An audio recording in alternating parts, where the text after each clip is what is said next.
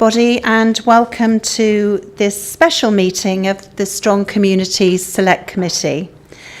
I think it would be helpful for those watching on live streaming if we just introduce ourselves. My name is Jane Pratt and I'm chair of this committee and the member for Llanelli, Gilwan and Clydach.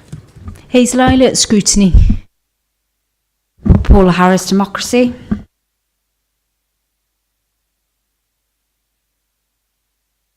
Sally Thomas, HR Manager. Peter Davis, Chief Officer for Resources. Councillor Val Smith, Member for Llanbadach Ward.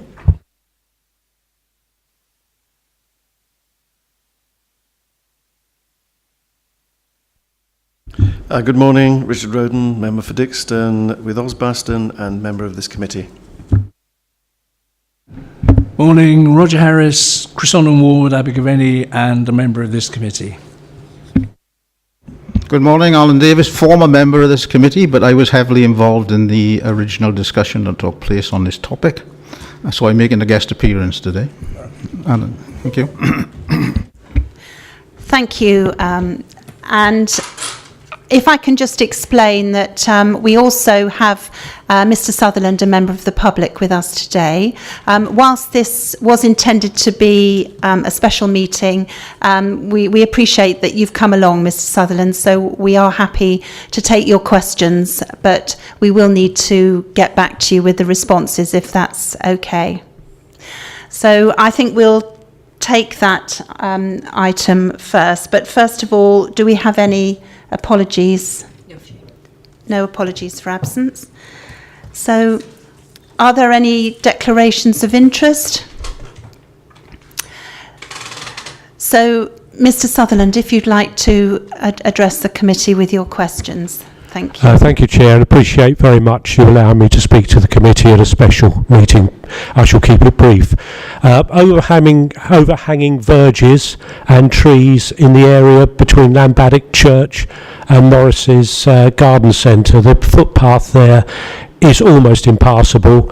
We're coming to the bale hauling season. A lot of local concerns being expressed. I came back from holiday on Sunday. I've been inundated as a member of the Community Council with concerns about that issue. Would appreciate that being passed on and dealt with accordingly. I think there is a local rumour that there is only one cut along that area between the 1st of July and the end of August. That would appear practically to be not enough, but as I say, that's a bit of a local rumour and it would be wise to get it verified or otherwise if that's okay. Could we also just make the point on behalf of the Community Council that with all speeding matters at the moment we're delighted that we've got the speeding signs through Llanbadach, but the massive gas works going on is in a sense impeding any real knowledge of whether they're working or not. But again, just a question about the involvement of elected members. Always useful, we feel as a Community Council, to have the elected members involved. I don't know whether that was the case in this particular case or not. That's my first question. The second one, very quickly, is unfortunately the burger van, which has been brilliant in terms of Usk Island car park and impeding antisocial behaviour, was broken into again on Monday evening. All the stock taken, the colour gas taken. The gang appear to have done a round, including Cwmbran and other areas. This is very disappointing. The owner of the vehicle, the burger van, is willing to put CCTV cameras there, which would be of great benefit in terms of spotting littering and other antisocial behaviour, as well as protecting his premises. I just wonder, on behalf of the Community Council, whether there would be any chance of Monmouthshire County Council making a contribution to that. That would be most helpful to him. Out of interest, he is also willing to look at premises in Usk Town which have laid dormant for about 15 years and seeing what he might do with that. So there is perhaps a wider picture there in terms of strong communities. Finally, you'll be pleased to know, the Velathon on the 8th of July, is there sufficient publicity for local residents? It's not necessarily apparent on the roads and environments around Llanbadach and Usk that there is anything happening on the 8th of July, and it is such a kind of major feature of life there that we just wonder again whether there should be some more publicity publicity for it. Thank you very much indeed for your time. Thank you very much for those questions, Mr Sutherland. And sorry, can I just bring in Councillor Harris? Thank you, Madam Chair. Yeah, on the Velathon, I live up Single Track Lane in Abergavenny, miles from anywhere, and I've had a letter from them telling me what's going on here, there, and everywhere. So I'm surprised your residents haven't had not to my knowledge. that. Thank you for that point, Councillor Harris. I mean, thank you for those questions, which are valued, and we will make sure that the relevant departments do come back to you. I think they need to go to various different departments. So, thank you very much for the question. Yes. The department was advised of the dangerous footpath and the overgrown grass over a week ago by its local member. And I am extremely well informed about the Velathon in Caerphilly. Yeah, I think, Hazel, if you can just update us on this information. We're aware of the issues with the Velathon. The information has been sent to incorrect addresses, and we've raised that with them, and apparently they're sending out further information, but we weren't aware of the lack of information in Llanbadach, so I'll certainly take that back to my colleague today. In terms of the issue, the first issue you raised in terms of the footpath, I'll take that back to Mr Hoggins. We did look at we did scrutinise about a year ago the pollinator policy, which dealt with the cuts to roads and verges. So I'm not sure if your rumour is correct, but we'll take that back to Mr Hoggins. And I think it was in the policy that should additional cuts be required, even if the rumour was correct, that those would be made. So I'll take that back to Roger today, and we'll get in touch with you, Mr Sutherland. We've got your details, okay? Thank you very much, Hazel. Councillor Webb. Just briefly, Chairman, I'm really sorry to hear about the incident at the Usk Island. It's not good enough. It's a real shame. And it's a facility that lots of people passing through use. But going on to the first point, with regard to the cutting back of vegetation on the highways, if there is only going to be one cut, could the Community Council please consider precepting for an additional cut? This is happening in other areas with community councils. Community councils aren't capped. And these days, this is the rainy day, and I'm afraid that community councils must look to funding these different matters. Thank you very much. Thank you. Sorry. Thank you, Councillor Webb. So I think we'll move on now to agenda item 1, which is returning to a discussion that we had earlier on in the year on sickness absence. And at the time, members were not happy with the report that was brought to this committee, and after a bit of toing and froing with additional questions, we did receive this week responses to those further questions, and we're going to actually take these questions one at a time this morning, so that we can really give this very serious issue the scrutiny and time that we feel it needs. So I'd like to now... Can I please? Yes? I try to be a conscientious member and to follow what is happening in this council. I have not seen this until I came into the meeting this morning, because I looked at my emails early yesterday morning. This came at 11 o'clock. It's not fair, and it is not the right process for advising members on how to run this council, and it's time we had a bit more respect and consideration. Sorry. Yeah, I agree. Thank you, Councillor Smith. Just to make the point that obviously, Mr Sutherland, you're welcome to continue to attend if you would like to. Obviously, the meeting is being live streamed as well, if you want to watch it from the comfort of your home. If I can ask the two officers that are with us today to respond to Councillor Smith's point, and then we'll run through the responses to the questions. Thank you. Councillor Webb? Just before we start carrying on from Councillor Smith's comments, I'm quite disappointed that the officer who we've been dealing with and talking to, and previously discussed this issue, Councillor Eason? Yeah, just one brief point. I believe that there's a slackness somewhere in the system. Emails are not being responded to promptly, and correspondence like this, 11:51 yesterday morning, really isn't good enough. It's happened in other committees where officers were due to come, and because of time scales and pressures, they can't make it. It's affecting our agendas. I think that this does need looking at properly. Well, thank you, members, for raising, and Councillor Eason for raising that point. I think it has to be noted that we're extremely disappointed that the officer isn't here today.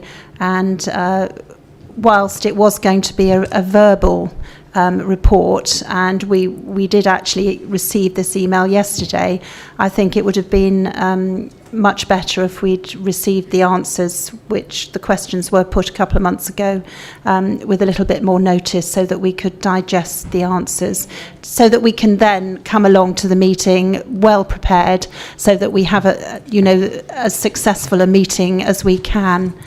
But without any further ado, I'll pass over to the officers. Councillor Harris. Thank you, Madam Chair. Yeah, as Councillor Val Smith said, this came out at midday yesterday. I'm not a slave to emails, and I've seen it 10 minutes ago now. And the officer has said Peter Davis and Sally Thomas will be here. Are you, both you officers, able to answer any questions that we have got on the emails that we received? Okay, thank you. Thank you, Councillor Harris. Thank you very much, Chair. I think I completely accept frustrations of the committee, offer an apology in terms of the late distribution, in terms of the responses to the questions. I think just this is in no way a defence, certainly not, but as the Chair indicated, it was an intention for a verbal update to be provided to the committee. I think the intention in terms of the information being circulated on the one hand was really there to allow members of the committee to have information available and in front of them for the committee. So rather than us just talking and you not having a reference point, we thought it best to circulate that information in advance. However, I'm not framing that as an excuse, far from it.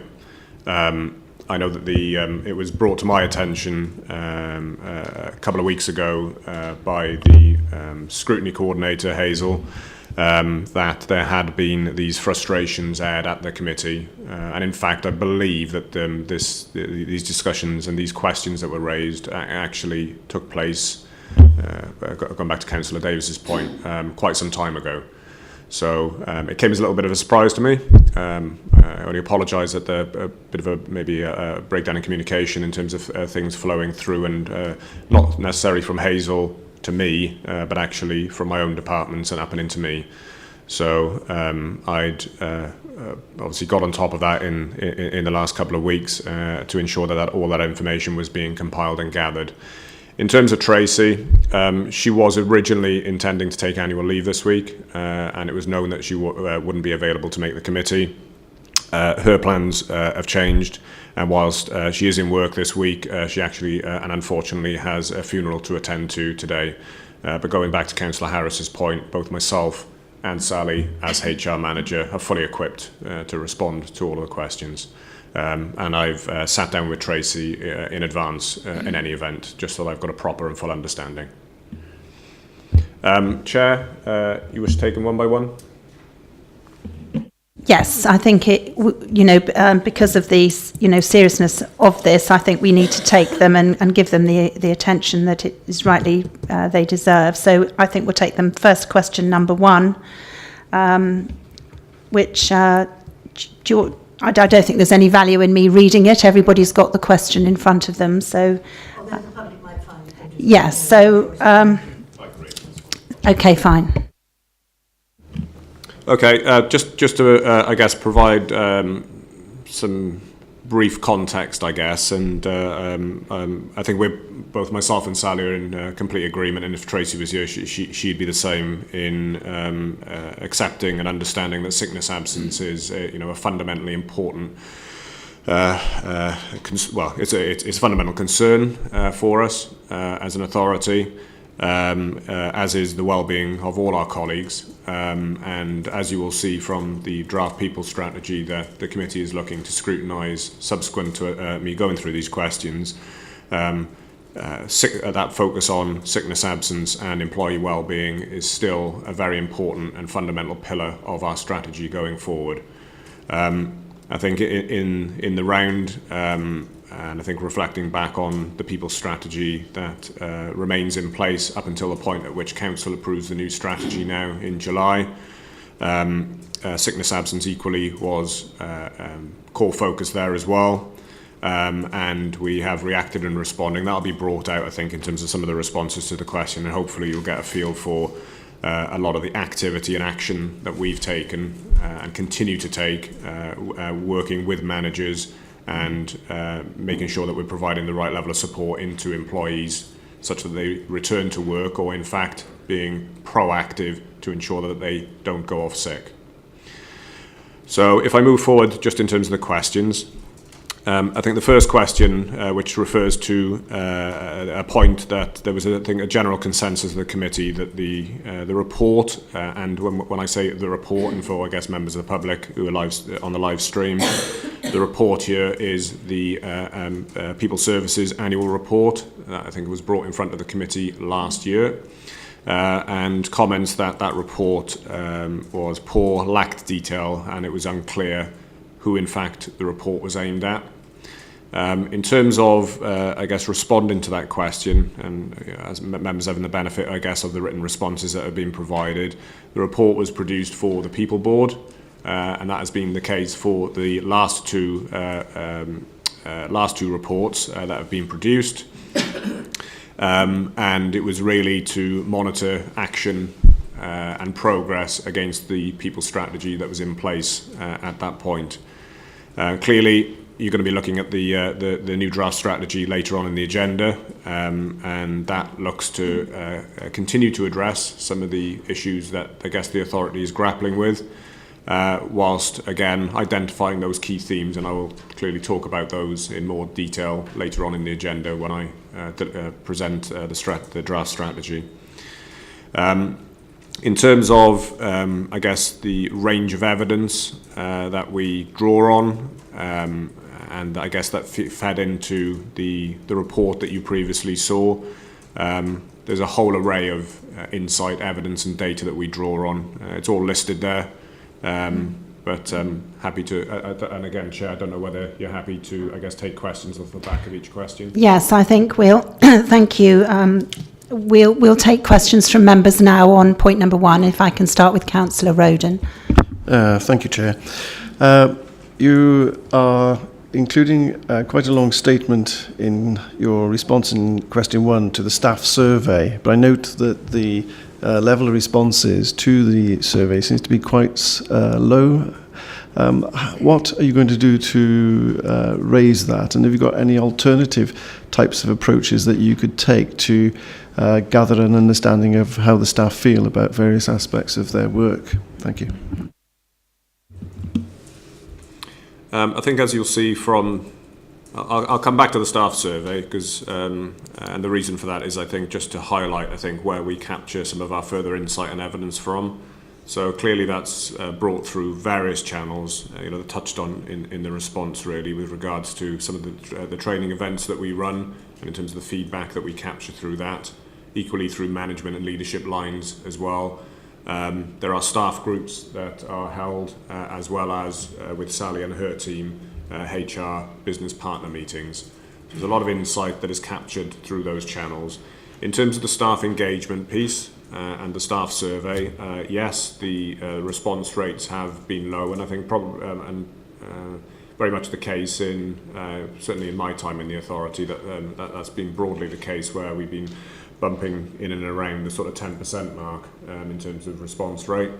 there has been, I think there was a situation, Sally will correct me, but I think probably about 3 years ago where we took some more extensive action. We came off the back of some of the work that we did in terms of delivering staff conferences, and actually directed quite a bit of staff resource to actually for that staff resource to go out into the authority and actually a little bit of a hand-holding job, confidentially to nurture people into actually completing the survey and respond beyond the usual email going out, the Survey Monkey approach and people responding in that way.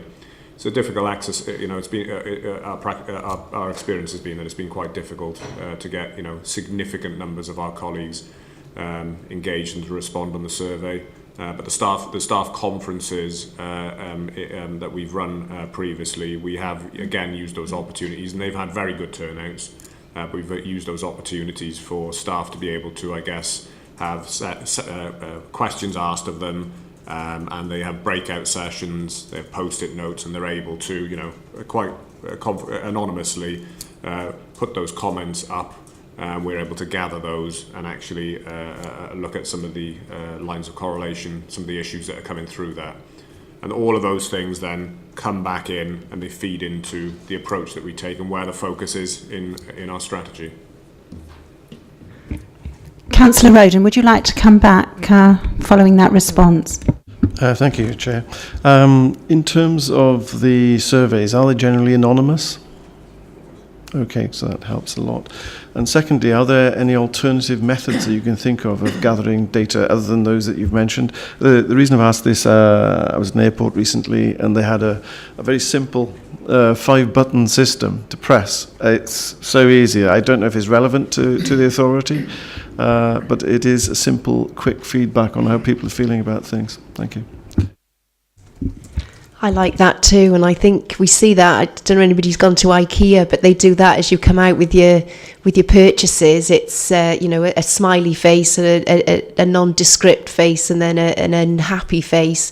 I think my answer is I'd like to do that on lots of people management issues and policies. So what we're doing in People Services HR is developing our People Services Hub site as well, where our managers and employees can go and access lots of information around our services. So that includes wellbeing, that includes how we do things so that people come into the organisation and have real-time expectation. And to do something like that is certainly something that we would like to progress. I don't know how easy it is, and we work alongside colleagues in our digital team. So that is something that we've thought of and we would like to progress, but I think it's technology that would help with that. So I'm certainly seeing that as something that we can develop in the future, alongside just to add to what Pete Davis has just said. We're also introducing things like Skype meetings for managers, whereby we can assist with their knowledge and expertise and confidence, really, to deal with sickness management as well, because they need confidence to be able to deal confidently with their staff. So there's lots of developmental issues that we're looking at in HR. Thank you. And just on that, I think the discussion that we had earlier on, I would just like to wrap up on this question, unless there's, before we move, if there's other questions, I'll take them. But we've got 10%. I would like to know what our target is for this year. When is the next survey? And specifically, what are we hoping to achieve this year? Where are we setting the bar? What percentage are we hoping to get this year? And I know it's something that everybody on this committee will be looking at very closely. I think what we've tried to do in the last couple of surveys is to have more of a focus within them, and therefore, I guess if anybody who's familiar with, the ACAS style sort of surveys, which run over, let's just say there's a lot of questions. And that tends to switch off quite a lot of people. I think what we've done in recent years is actually to make them more targeted and focused, actually getting down to somewhere in the order of maybe 10 to 20 questions. And what that allows us to do then is to, we've found that even though we've still got the issues with the response rate, that has given us a better return. And what we're able to do then is, in terms of the response, clearly the responses to those questions, where those draw out particular concerns, we're able to actually then put more targeted work in around those specific areas. So it's a means by which we, I guess, gauge and have a feel for where the organisation's at, and making sure that we're reacting and responding accordingly. Don't know if that's adequately. Well, obviously you haven't answered my question about the percentage, but having worked for a large company where they did have a problem with responses to the survey, we used to have a massive publicity. We'd even have things like Kit Kats given to us so that we set aside 10 minutes on that day. It was a special day to do the survey, and I think it's very important afterwards that staff actually have a follow-up meeting, that those questions go to the senior officers of the organisation, and then that the staff are invited to a meeting so that they know what's happening as far as a response to that survey. But I think we would like to know what you're aiming at. Councillor Smith. A very brief one. We do surveys of staff. Yes, we have some. Sorry, Roger. Do we ever do a survey of councillors? We've got a different perspective that might actually be interesting for officers. Okay, that's an important point. I mean, obviously, we're not sticking to the agenda, but if you'd like to respond to that. Yeah, I'm not sure whether Hazel's got a view on this herself, actually, as scrutiny coordinator, but I know that the Chief Executive this week, in fact, put an email out to all councillors looking to have a touch point with them and to understand, I guess, in terms of how councillors are feeling 1 year into the administration. So it's a very fair point, Councillor Smith, and it's a very fair point, Councillor Smith, and I guess something that we can look at and potentially incorporate in and alongside. Going back to the chairs, satisfactorily answering the chair's question. Yeah, of course, we're not happy with those sort of levels of response rates. We will take on board, obviously, the committee's feedback. So the whole purpose of scrutiny, ultimately. So we'll take that feedback on. We will be looking to run a survey later in the year.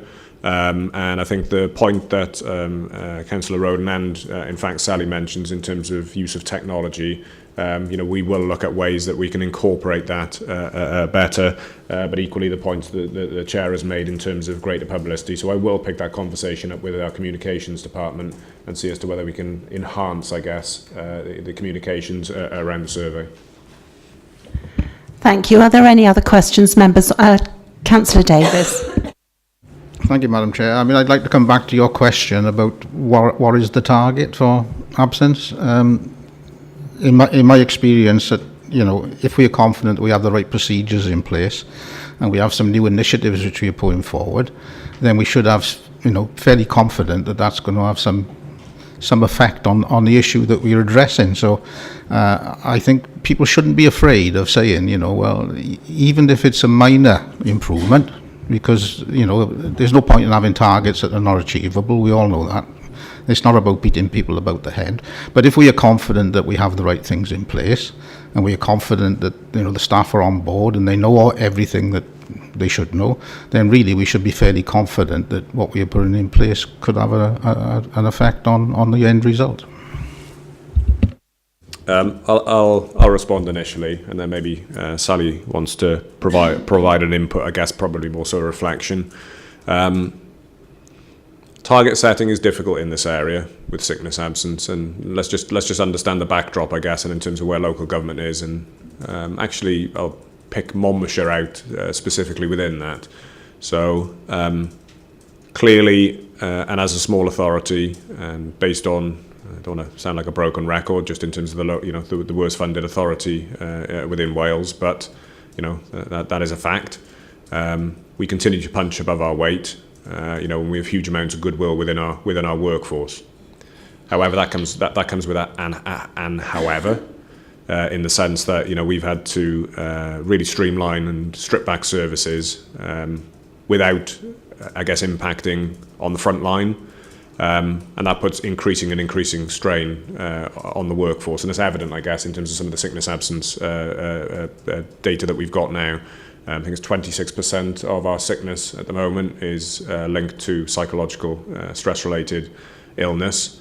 That possibly doesn't come as a surprise when you just step back and think about it. So target setting is difficult because, as you will understand, whilst 26% may be linked to psychological and stress-related illnesses, some of that is work-related, some of that is non-work-related. That is not under our control. Equally, in terms of short and long-term sickness, there is a whole multiplicity of reasons as to why somebody might be going off on sick. Again, a lot of that is uncontrollable. I think the efforts of Sally and her team in working with managers is really to make sure that managers are as equipped as possible to actually capture some of those early signs that actually prevent people going off sick. But furthermore, where people have gone off sick, that we're actually, and particularly with long-term sickness, that we are being really proactive in terms of actually managing those members of our workforce back into work. So it's a really complex dynamic. I think what I will say in terms of sort of praising the work of People Services and, in fact, our managers is that we are making steps forward. I think I'm certainly in an unacceptable place 2 or 3 years back in terms of where our sickness absence rates were, and we've seen improvement over the last 3 years. And I think that's testament to the work, the response that's been provided really in terms of the array of training and support to managers that's been provided. And again, everything I've talked about in terms of trying to have that proactive approach in place. We are not, I'll say it, we are not there yet. It is still a work in progress in terms of working with managers. There are some managers who are really good at this.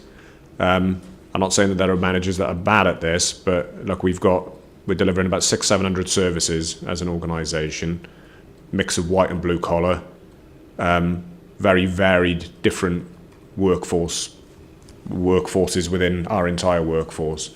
And so, that requires different approaches to be taken in order to address all of those. Some authorities don't provide targets at all.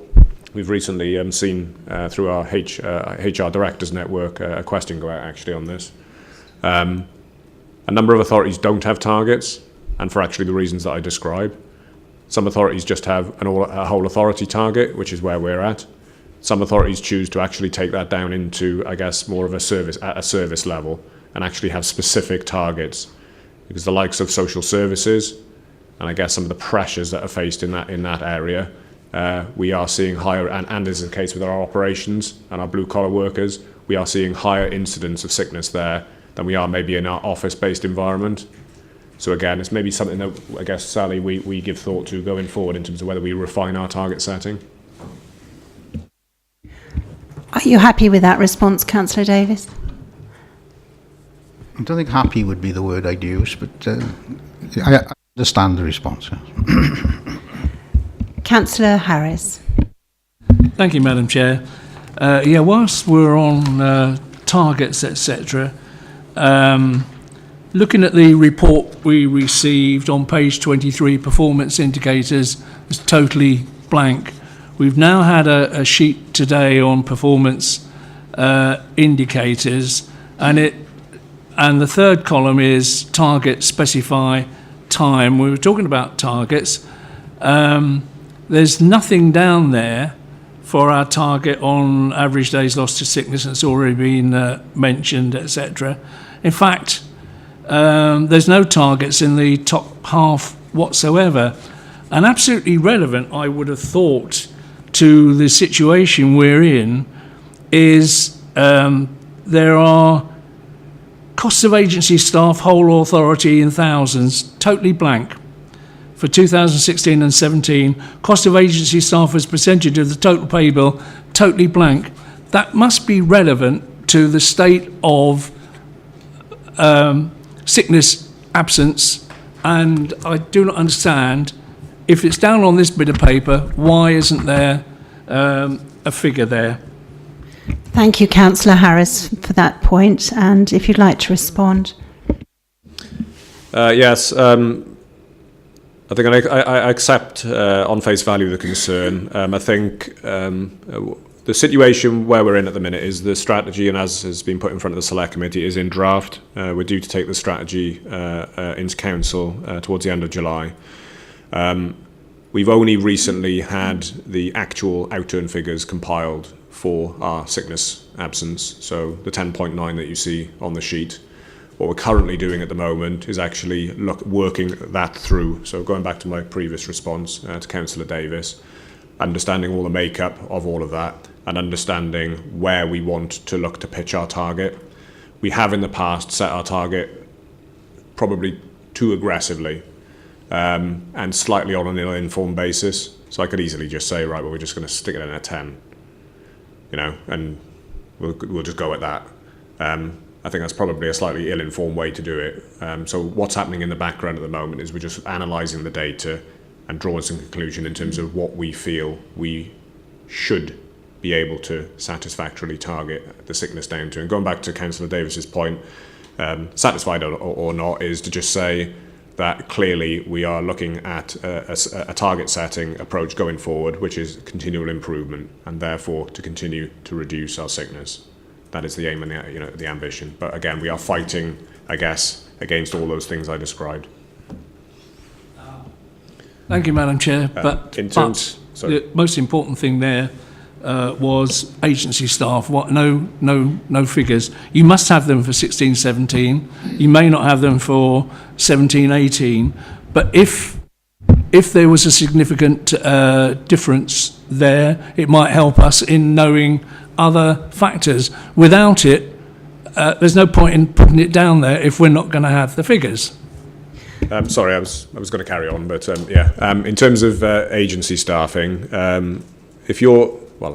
think I was copied into the same correspondence that you were on the circulation. So I'm seeing certainly on my sheet here costs of agency staffing. Actually, no, it is. No, you are absolutely right. It is blank. What is happening at the moment, and I guess anybody who refers back to the budget papers for 18-19, there is a specific saving associated with agency staffing. So we have work that is being concluded at the moment, and I've asked for that to be completed now in the next 4 weeks, because we've been doing work in the background in analysing our agency spend and patterns. A classic case and example, and some members of the committee may be familiar with this, but in social services particularly, we've had notable issues with it in terms of, and given the nature of the market and recruitment, in having to revert to agency staffing. What we're doing at the minute is having a more holistic look across the business and understanding what has driven departments into having to draw on agency staffing, and as to whether we can remedy that by actually, I guess, is there an evidence base to suggest that actually creating a role within the authority is a better solution, where we're seeing patterns of maybe longer term use of agency staffing, or in fact is it as a consequence, going back to what we're talking about, sickness, is that the consequence, and just really to get underneath the skin of it. So there are figures, and I apologise that they're not in there, for the cost of agency. We do have those for the 2 years. They're running, I think they're running in the order of about £2-3 million. But clearly, and again, in terms of targeting, we are looking to actually bring that down. And when I say significantly, there is a saving in the budget for 18-19, but we will be looking to outperform that. Councillor Harris, did you want to come back on that at all? Yeah, thank you for that. I've seen the word mentioned in here for the first time ever in this authority, and it says austerity. Now, we know from 2010 that 130 billion has been taken out of local authorities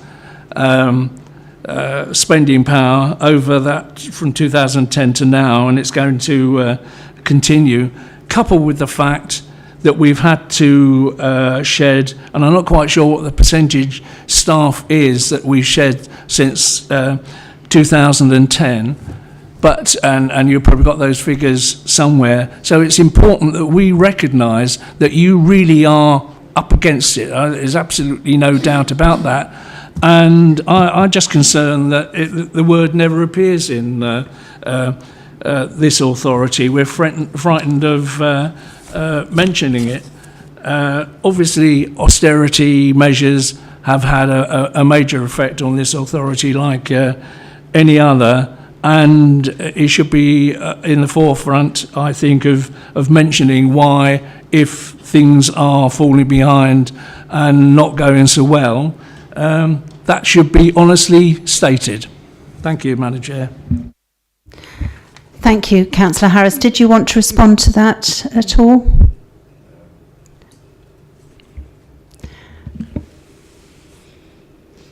I think if the chief executive was here, he'd probably say something similar to me, but he'd probably say it in a completely different way, I'm sure. But I think it's important for our organisation. I mean, hope and opportunity is, what we strive on. I referred to goodwill before, and that still remains in abundance, but it does get eroded because of what you've described. Our role here is to maintain a high-performing workforce. Our environment, whether that be pressure on public service, reduced funding, whatever gets thrown at us, it's the role of leadership really to keep the ship afloat and moving forward. So there are other authorities, and I'm just offering a personal view, there are other authorities who are happy to lean into that whole narrative around austerity. I personally don't think it's a very helpful and healthy one, because you bring that into the equation. You take yourself into glass half empty negative territory, and I think that's never a good thing when you're trying to push and advance an authority, as we are, in terms of keeping, punching above our weight, being innovative and creative in terms of how we design and deliver our services within the money that's afforded to us. Thank you. Councillor Davis. Very briefly, Madam Chairman, I mean, Peter's quite right. Don't get the idea that private enterprise don't go through these sort of things as well, because they certainly do. Particularly if you work for British Steel, we're usually on a crest of a trough in that regard. I mean, the big difference is with that sort of industry, you can put new machinery in and new technology, which, to a certain extent can alleviate some of the problems you have with manpower, whereas in an authority like this, it's very much about people. And I suppose the question that springs to mind is, did we make the right decisions strategically about perhaps there were things that we are still doing that perhaps we don't need to do, which could have saved us actually reducing the manpower. And I think that's something that the authority needs to look at, in the future, because, it's very nice and we all want to do everything, but at the end of the day, we've got to make a decision and say, well, these are the priorities. And I would suggest that in a local authority, people are the priority. The only brief response, I take on board and not just accept, I agree with everything Councillor Davis has said. I think just a couple of things, just briefly, really. One is around probably the role of technology. I think that's going to play a much more fundamental and important part in terms of our business models moving forward. And I guess where we have opportunities to automate and streamline, I know we get into this whole thing about AI and robotization and all that sort of stuff, but public sector will have to adapt to that environment. And there are clearly some benefits when you're facing challenges in terms of funding. That does offer opportunity. And then the only other thing, and I know Councillor Davis, you'll be familiar with the work of the Economy and Development Select in terms of the workshops around procurement, and I'm using that just as one example. An area where, yes, it's fine to look back and say, well, you could have done this and this differently. The important bit is that you recognise it and act on it, and I think that is the important bit. Councillor Eason. Yeah, thank you, Chair. Peter made a little comment earlier on about a high-performing workforce. Later on in the report, we see 158 managers. How do you measure a high-performing workforce in terms of service delivery? For example, are the 158 managers all rowing in the same direction, or are we going around in circles at times? How do you measure performance when you've got a lot of managers and, say, 3,000 staff? I think that's where I guess our performance framework comes in, our staff appraisal process kicks in, and at that senior level in terms of our wider leadership cadre, in terms of the performance management framework and I guess golden thread stuff. You know, you're walking yourself down through well-being plan, well-being objectives, down through corporate plan and the objectives, the 22 actions and the objectives set therein, and clearly that then disseminates itself down into chief officers' portfolios, heads of service portfolios, and down into managers' business improvement plans, their service improvement plans, to which they're held account to.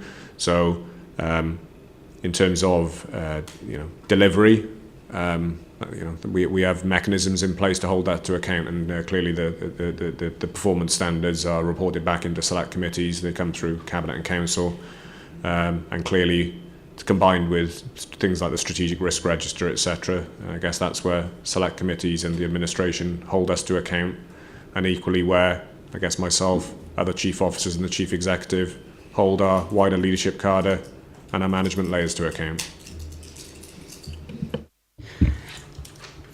Councillor Harris, did you want to come back?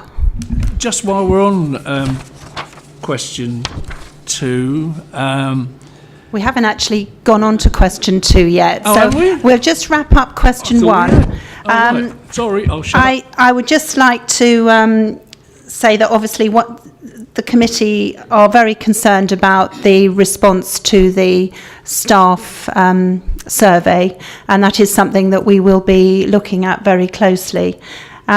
Also, I think it's important that the standard of information supplied to us as members is accurate and is detailed, and really to have a chart like that, which Councillor Harris rightly says half of the information is missing, is really, unacceptable. And, members, if they're going to do an effective job of scrutiny, we clearly need to have the information in front of us, and things like details of 2016, 2015, 16, or whatever the figures, they should have been provided for members. So, we really hope that the standard will improve, and we will get all the details. And moving on to question 2, really it's following on along the same vein. The committee wants detailed statistical analysis combined with details of actions that are to be undertaken. So if we can move on to that response now, please. Yeah, this is a discussion I actually had with Tracy, our head of people, this week, really, which was around, and appreciating the chair and the committee's request in terms of detailed analysis. That information is available. I think what was debated was as to whether because there is a lot of data, so it's as to whether we inundate the committee with that data. I think what we chose to do was really to highlight what information is available. I think taking on board the comments of the chair there, and just sort of reflecting really as to whether, I guess, around the performance data piece, as to whether, and if the chair is accepting, we come back in and possibly at the next committee in order to give the select committee a more in-depth understanding in terms of some of our core data sets. At that point, going back to the response to Councillor Harris in terms of some of the work in progress, in terms of finalising the strategy to have it through for Council, those gaps will be completed out. So I think we can maybe bring that together as one holistic piece for the select committee to look over. just in terms of the specific question, and as I sort of touched on really, we have detailed reports produced off our systems. We have a very impressive dashboard that's been built by Dave Bartlett, who works in our payroll department, working on our systems. And it's that dashboard information and data that's made available through the hub to our managers. Quarterly reports then are, as it says, provided for, I guess, Sally and her team, so that they can be drawn upon when they meet with managers in the business partner meetings. And clearly, Sally can talk to it if she wants, but clearly we take a targeted approach there in terms of what the data is telling us and where we need to focus our attention, where those areas of concern are, where things are starting to slide, or where, going back to the point around targets, where we're starting to fall short of the targets that have been set. Again, just to echo the point that if that's the request of the committee, we can look to bring something forward at the next meeting. And then I think the committee raised points then in terms of some further detail in terms of the actions that are to be undertaken.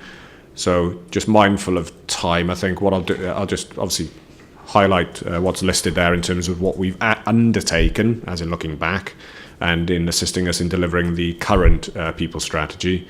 Matters concerning, as it says, policy training, sickness absence policy training, the HR business partner meetings that are held with managers on a regular basis, the array, and there is an array of courses and training that have been provided, focused on, as it says, personal development, stress awareness and well-being. And we've had a lot of interest from our staff and managers into those courses. Sally's already talked around some of the Skype sessions that are being effectively run, and obviously that's allowing the limited capacity within our HR team to be spread as widely as possible. And then finally, to do with our occupational health provision, and we've just entered into a contract with a new occupational health provider. Personally, a level of dissatisfaction, I guess. It's not that's not thrown at the previous provider. I think it's the way that the contract was drawn and the nature of the relationship. I think what we've looked to do with the new contract is to make sure that the authority and the occupational health provider has had that we have a much closer relationship, rather than a situation where you just push people. Our employees to occupational health and it's at a distance, and then the report comes back to us and then we deal with it. But we're trying to get into a situation here where we're working more closely with the occupational health provider, and it's more of a two-way discussion, how to best manage an individual back into work. Okay, if I can take first of all Councillor Davis and then Councillor Harris. Thank you, Madam Chair. I just want to raise an issue about information on this particular topic, but in general for members, which I find to be very poor, actually. I mean, I visited the dashboard on the website quite a few times. Most of the information that I was looking at, which was about economy and development, strangely enough, was blank. There was nothing on it. I'm just wondering about, and I'm not quite sure of the answer here, Peter, but one thing that strikes me is that we need that regular source of information and some sort of report. And whether we should be having a report on this particular topic every month or 2 months or 3 months, I don't know what the timescale should be, but rather than wait until, we're in a position where we got all this information put on us, shouldn't we be monitoring the progress throughout the year? And this committee getting regular updates from the manager about what's happening, are these initiatives working, are they not working, what is the cost, etc., etc., etc. And I feel, as a member, I often come to these things with really not a lot of opportunity and time to read the information. And when I go on the website, I find it difficult to find the right information. Thank you. Would you like to respond? I think they're really good points. We currently produce quarterly reports, and I see no reason why I couldn't just adapt those slightly for members and make those available. We also do half-yearly reports and then a full-year report. So either a combination of either or of those, that can be sorted out relatively straightforwardly. Yeah. Thank you. I think that's a really good suggestion. I don't know. The more we get, the better, in my opinion. Very valid point, and we look forward to seeing that updated situation. Councillor Harris. Thank you, Madam Chair. Yeah, sorry, I jumped the gun on this, coming on to question 2 before we finished on question 1. But Peter's answered it to a certain extent. We've got a new occupational health provider now, and it says a more proactive approach. I was going to ask, are there major differences between what we used to do and what we're doing now? Because if you get it right, it really has a positive effect on sickness absence. If you get it wrong, the staff get totally alienated. So I'm sure we're getting it right, but what positive differences are there between what we did and what we're doing now? We're in the early stages, I have to say. We started with our new provider on the 1st of May, so we're in a transition period, just the first few weeks. But the key differences for us in Monmouthshire, certainly in Monmouthshire HR, is that we're having much more frequent contact. So we're able to discuss our contract with them every month. We have business meetings with them. That didn't happen with our previous provider. That enables a much more proactive approach. We're also able to discuss trends in terms of the nature of the referrals, so that we're able to act on that information more positively. In terms of interaction, occupational health is not a penalty. It's about how we promote and publicise occupational health as part of our attendance management programme as well. So it's always a supportive mechanism. So it's about us publicising that in the right way as well. So we do all of that with our work with our managers, with new starters as well, so that employees are very clear about what they can expect to happen, how it happens as soon as they start with Monmouthshire. So all of our People Services Hub, all of our interactions with managers at their meetings and at DMTs is about publicising it in a very positive way rather than a negative, right, you've been off 3 months, you're off to occupational health. That's a very traditional image. So again, I think it's a rounded approach, and perhaps I can provide an update in sort of 3 to 6 months for this committee in terms of how we're, perhaps we can see some different changes. At the moment, it might be a bit too early to indicate any fundamental changes, and we're obviously hoping that our aim is that this will assist with reducing again our sickness, our overall days lost per full-time equivalent. So we've seen a year-on-year improvement, unlike most other authorities, I would suggest. So but we're, it's high on our agenda, it's our priority. So I'm hoping that actually our partnership with our new occupational health provider, and that's certainly the way that we're approaching this, it's much more partnership working rather than as Pete Davis just said, an external refer people at a distance. It's I think the partnership approach style will have an effect hopefully on our, will help those overall stats as well. So, would you like to come back? Just gently. People don't like change. There's absolutely no doubt about that. And as you say, it's only been in since May. But are managers getting any rumblings about, oh, this is better, or dear me, or whatever, I've had a couple of emails saying that they feel that it's more positive. So I've had some good feedback, but equally there might be some negative. I've actually I sent an email out again this week to all of our managers with some more instructions around how to refer, because we've got different mechanisms now. And I had certainly two back straight away saying that they prefer it. But let's be quite honest here, that there might be some teething problems. I'm touching wood, I hope there aren't.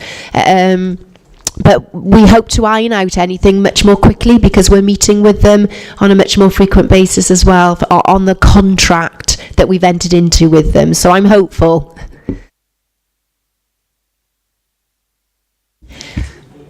Thank you. If I can just say that obviously before when we had our pre-meeting, there was some very strong feelings in the room, and I think it's very important that we stick specifically to the point. One of the things that we are not happy with, and it is tending to happen a bit now, is we're getting a lot of corporate speak and a lot of sort of positive language, but we really need to have specifics and to know exactly what, as an authority, we're going to be doing, what our targets are going to be. We want a lot more detail, and I think that members need to bring that out because certainly the feeling was extremely strong when we had our pre-meeting. So if I can take Councillor Reeson's question next. Thank you, Madam Chairman. Taking the scrutiny this morning, I could be doing the same scrutiny in Pembrokeshire or County Borough of Wrexham. Very similar statistics in us. All Wales statistics are about between 10 and 11%. What is the view from yourself as a HR officer across the WLGA and across your counterparts across other parts of Wales? Because some parts of Wales, Merthyr Tydfil 7.8%, are they doing something better? Or what? We're talking in isolation in Monmouthshire, but I can see the way you're trying to go. But what is the All Wales route along this? Because there seems to be an endemic problem of absence within local authorities across Wales. 7.8 in Merthyr, yes, is low. 13%, I think, in Ceredigion. It doesn't really match up in my mind. Thank you for the question. I would answer it by saying that we meet as a HR director network, and so yes, we do have comparison on figures. I think sometimes, Merthyr, I think a lot of their services are outsourced, whereas we have a direct care workforce, etc., and operations workforce. So there might be some different makeup of different councils that then may have an effect in terms of overall sickness figures. The other way, also councils collate their information in different ways. They might have different systems, etc. But we very much, when we discuss it, we do want to learn from each other. We have done a recent sharing of policies. In fact, we've shared ours because we've had a year-on-year improvement. So I've had a couple of councils ask for our attendance management policy, which we've shared. And there is concern across all Wales on that public sector, that overall figure, those figures that you're right, we're all in that ballpark. So I would probably say that we're all working hard to learn from each other and to reduce that overall figure. Okay, thank you. Are you happy with that, Councillor Reeson? I think we need to move on because there's still some very important questions to come, and I'm aware of the time. So, if we can move on to question 3. Questions were asked about the cost to the authority of the very high level of absence. No answer was forthcoming. And the response, there is a report within the HR officer's folder in impromptu that includes nominal costs, for example, days lost times hourly rate. This doesn't show the full costs of acting up, additional staff, etc. So a full cost of sickness cannot be accurately determined. So, did you want to add anything further to that, Peter, before I ask for... Yes, thank you. Out of all the questions and the answers that have been provided, this is the one I'm least satisfied with.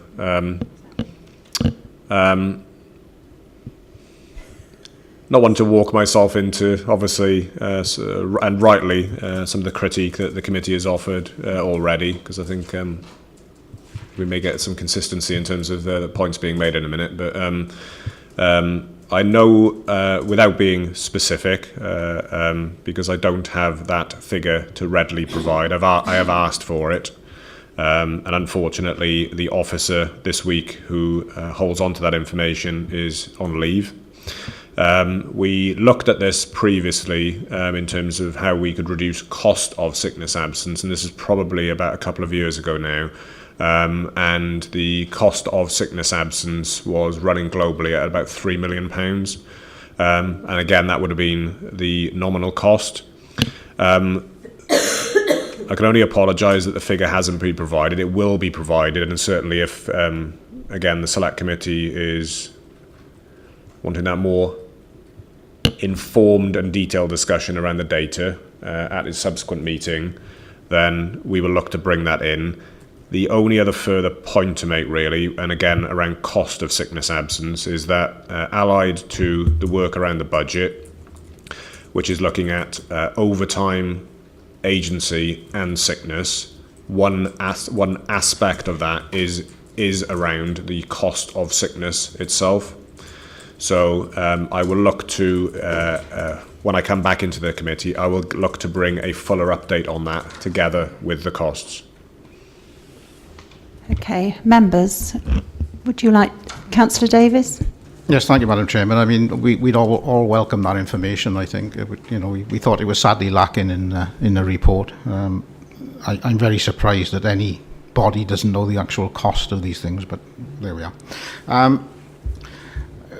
I got a little bit concerned about the way we're going, because I think we are concerned about the systems that are in place and whether they're adequate. But I also want to be aware that this is about people at the end of the day, and our obvious concern is the welfare of the staff. And I think there's a lot of good stuff happening, but I'm not convinced that the staff are fully into it, fully involved, or being informed enough about it. And this is probably something for one of the questions further on, but one of the things we mentioned in the last meeting was about stress, because that is one of the biggest factors, we know that.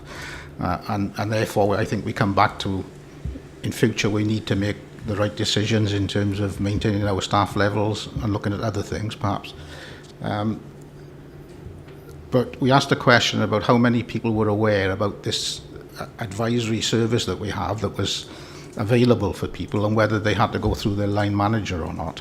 And I'm still not clear whether the staff really have enough information and know that they can take that path, because I mean, in any environment currently, stress is one of the main factors. We all know that. It's particularly valid here because it's a people-run organisation. I just need to be convinced that we got all of those straight. That is one of the main issues, isn't it? So, are we confident that our staff now? Because I'm a bit conscious that staff may get the impression we're trying to bang them about the head here because of the absence, and we're not trying to do that. What we're trying to do is to make sure that they're happy, that they've got the right things in place to deal with the issue. We're not here to bash the staff, because people who go off on the sick, generally speaking, go off for a reason. And I think as I said to Peter, we've got to look at the way we do things as part of that reason, but we also got to look at what we are providing for the staff that have issues as well. Thank you. Thank you for that question. It's huge priority for us in HR to help with that. I think I spoke earlier to say that it's very important that when any new starter joins us, that they know what to expect. Okay, from if they're poorly, what they can expect. If there is, if they go off poorly, what they can expect to happen. Now, we detail that within the attendance management policy, but equally it's our job in HR to make sure that managers are equipped to be able to support their team colleagues should an absence occur, or should a colleague remain in work when perhaps they shouldn't and they're stressed out. Certainly in terms of those staff that are absent due to stress, and we have the reasons for absence that are submitted by the manager that go through, so it's recorded on a system, and every month we have a report in HR that just details those staff that are absent due to stress, and we make sure that through our HR business partners meetings with managers and head teachers, that we note those, so that the contact then with those staff and those employees via the manager or HR or the head teacher, they absolutely know that they can access the external counselling facility. I think that's what you were referring to, Councillor, the access to counselling. I think that's what you mean.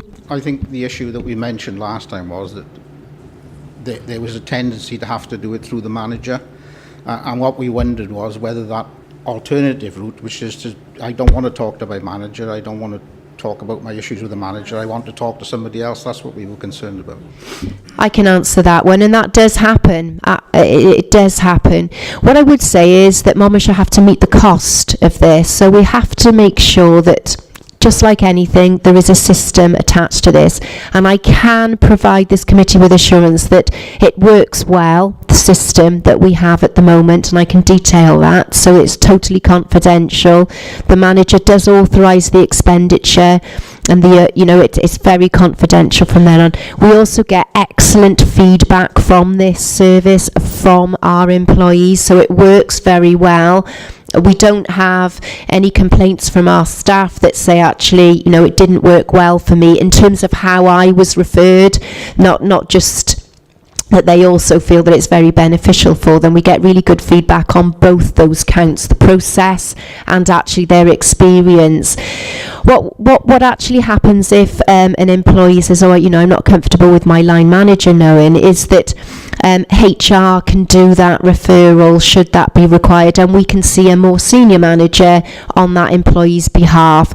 But I can reassure you that if there is any member of staff that requires or feels like that would be a benefit, then that is put in place. We don't get much feedback from staff that say, I felt like I would have benefited from that, and yet I felt that I couldn't progress it because I had issues with my line manager. So we're very much aware that those problems can exist, and we have got mechanisms, and we use those mechanisms to make sure that those staff do access support when they need to.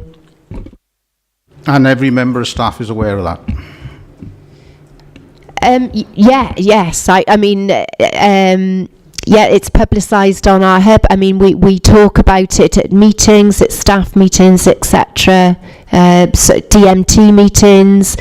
We've used the same counselling service now for a number of years. It's had a changing name, probably about 18 months ago now, but most staff are aware of that. And in fact, I think you're aware that last year we held 3 or 4 wellbeing days where staff came, and most staff, the feedback from there, just as a gauge, was that most staff, there wasn't anybody who wasn't aware of it, and we had some really good attendance on that day. I think one day in Caldicot we had about 80 staff. There was nobody that was saying to us, I didn't know that this existed. People do know, I think, that exists for them as a support.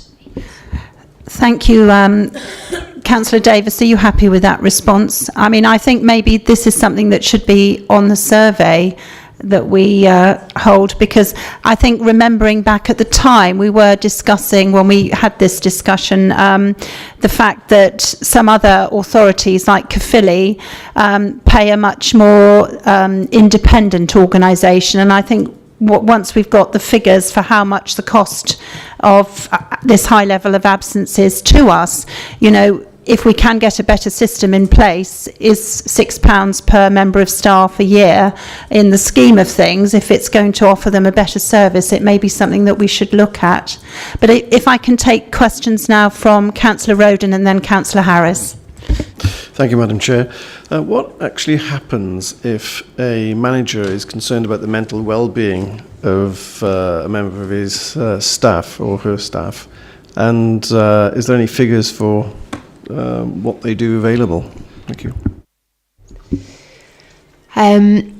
If a manager is concerned about the mental well-being of their staff, we would, our advice is that they have a meeting with them and make sure that, have that conversation with their member of staff. If or somebody else that can be a mentor, or somebody else that they know that they feel comfortable with within their team. So that manager may think, actually, I've noted that such and such is not comfortable, they don't seem themselves. They could get somebody who they know who's very comfortable, to say, have you recently met with such and such a person. So there would be a conversation or a meeting, making sure that that person was okay, offering our access to our counselling service if they felt really worried. They could make sure that member of staff has support, a good support system, so that they would have that conversation with that member of staff. I mean, we've got occupational health.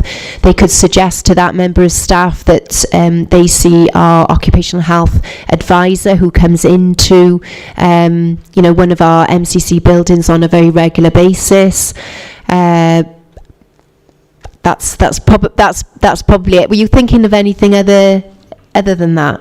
No, that clarifies it. I'm just wondering how often this kind of referral to the Oc Health or to the outside bodies that we use occurs. Is it a frequent occurrence, or is it very rare? We would, sickness, every case is different, every case is different. On average, we would say that a manager would refer somebody to occupational health if they've been off for about 4 weeks, but equally, there may be a requirement to have a referral before that to get urgent medical advice on a particular, nature of a particular illness, etc. So that's probably, policy guidance is around 4 weeks. And yes, we have, I can get you some stats. I haven't got them off the top of my head, I'm afraid, but occupational health is key in terms of helping us to manage our attendance well. That's, the doctor's expertise and occupational health nurse expertise to provide us with information on how to manage and how to support an employee either in work and poorly, or who has unfortunately gone off and is not able to attend work. Thank you, Councillor Roden. I think that we need to move on, but I think what we're really asking for is specific information here, and we'd like to know how many people are actually using this service. So if we could have that detail as you've offered, it would be good for us to hear that, because then we could have a better understanding of whether this system is working. Councillor Harris. Thank you, Madam Chair. I'm just looking at the sheet with MCC turnover for the year end 17-18, and it highlights the problem of percentages in certain cases. And I'm looking at social care and health. Overall, 6.76% turnover. Adults 6.36%, and children nearly double that. You look at that and you think, good grief, what's going on in the children's department? But it could be there's 3 out of 25 as opposed to 12 out of 100. And it really is important for us to know that, to know how much we should really be concerned. So certain figures need the cohort as well. Yeah, thank you for raising that important point. And it comes back to the quality of information that we're being provided with and putting it into context for us. So I think if we can move on, unless there's any other questions, on to number 4, because we've had assurances that we're going to get the information about the cost of the high level of absence. Questions were also asked about turnover of staff and termination interviews. What percentage of leaving employees are interviewed? Okay, so that so just in terms of turnover, first off, I think, and as Councillor Harris just referred to, we've just seen a slight decline, I guess, from 16-17 through to 17-18. There's always this debate in terms of staff turnover as to whether that's a good or a bad thing in terms of, at particular levels, and we could probably have a long conversation around that. But I'm not going to dwell on that significantly, other than I guess where we are. You noted, for example, social services and children's services. And you have an outlier there in terms of staff turnover. It's a difficult environment. the nature of the labour market around children's services in terms of supply and demand is a difficult one. So a lot of those factors actually have some bearing on sort of turnover levels. But clearly it is one indicator amidst others that we would look to use in trying to understand a wider dynamic within a service and as to whether issues present. In terms of exit interviews, and I just want to clarify here, just in terms of, I guess, guidance, because the response at the minute says that exit interviews are not mandatory for those leaving the organisation, and clearly, I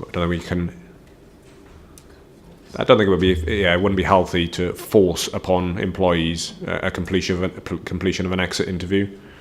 What our guidance is that managers should be making the offer of an exit interview to all employees leaving the organisation. As to whether they take that up is down to them, really.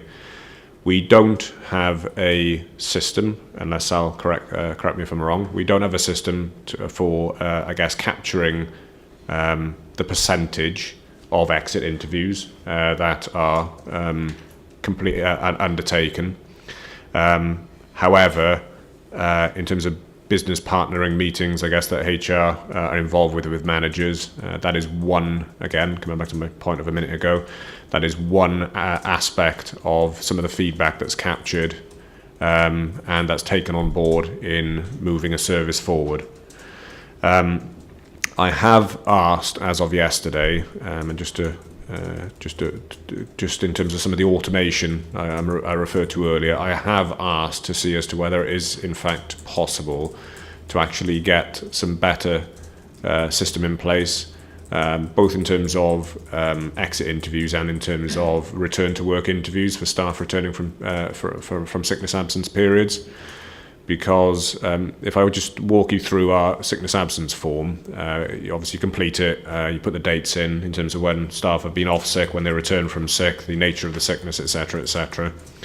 And at the minute there is a checkbox on there to say that you've had a return to work interview and noting the date of that. And I've asked the question, is that a mandatory requirement in the form?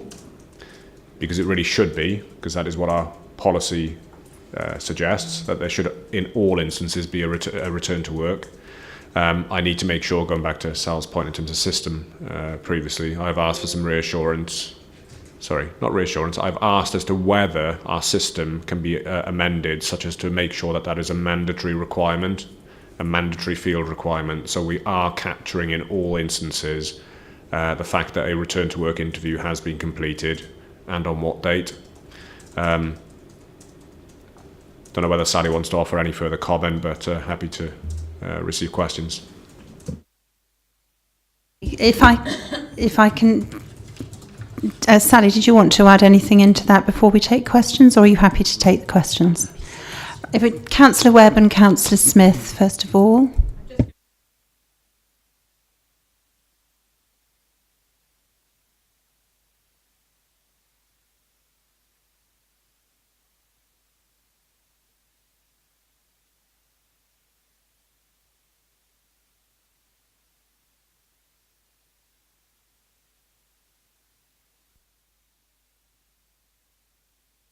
Councillor Smith. Mine's already been answered because it's 158 managers have been trained today. They're just trained to date.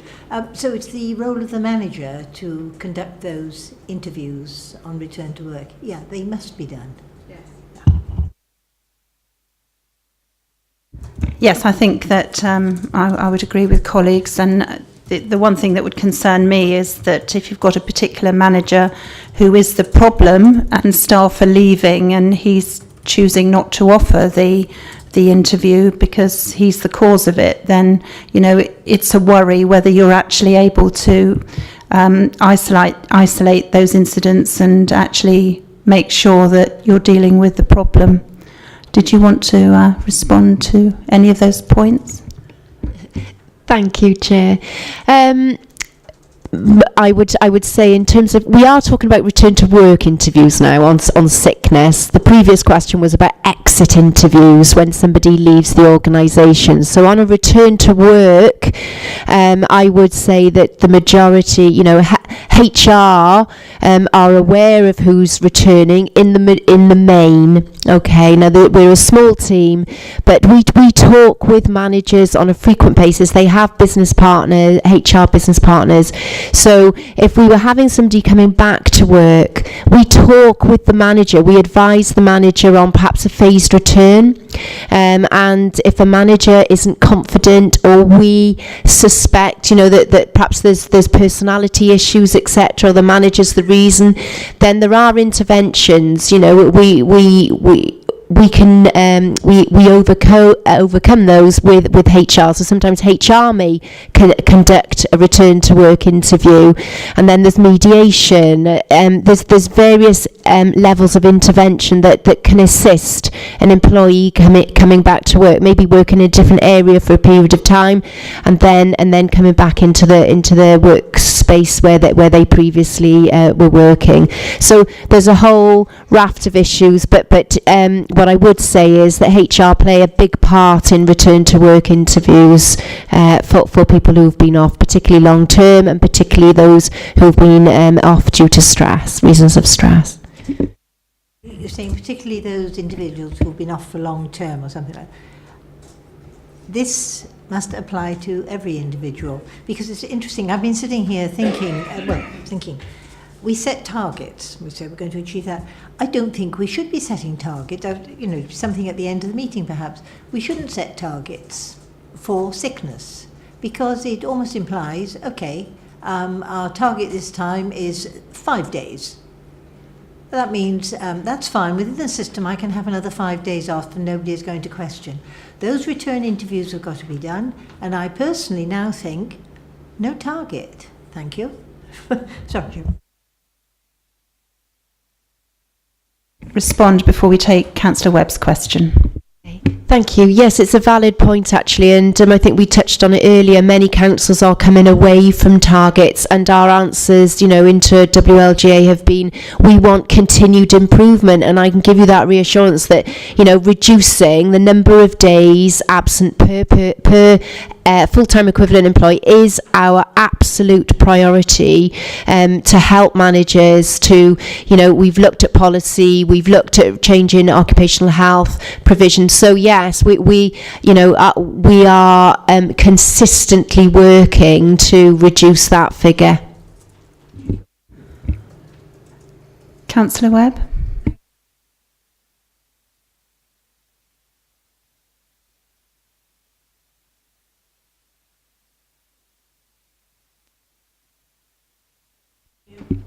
Yeah, before you respond, I think this is also covering question 8. I think if we can take those two questions together.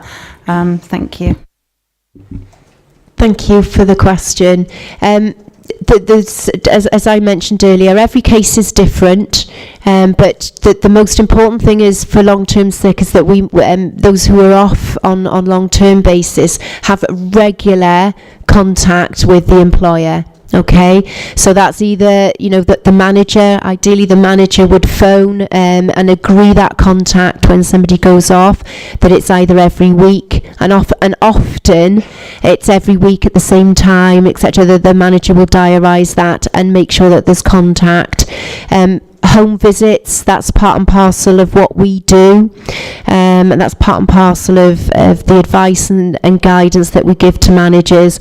Often HR accompany a manager on a home visit, and that's done again, it varies on the employee and the reason why they're off, but on a general basis that's done every couple of weeks or once a month,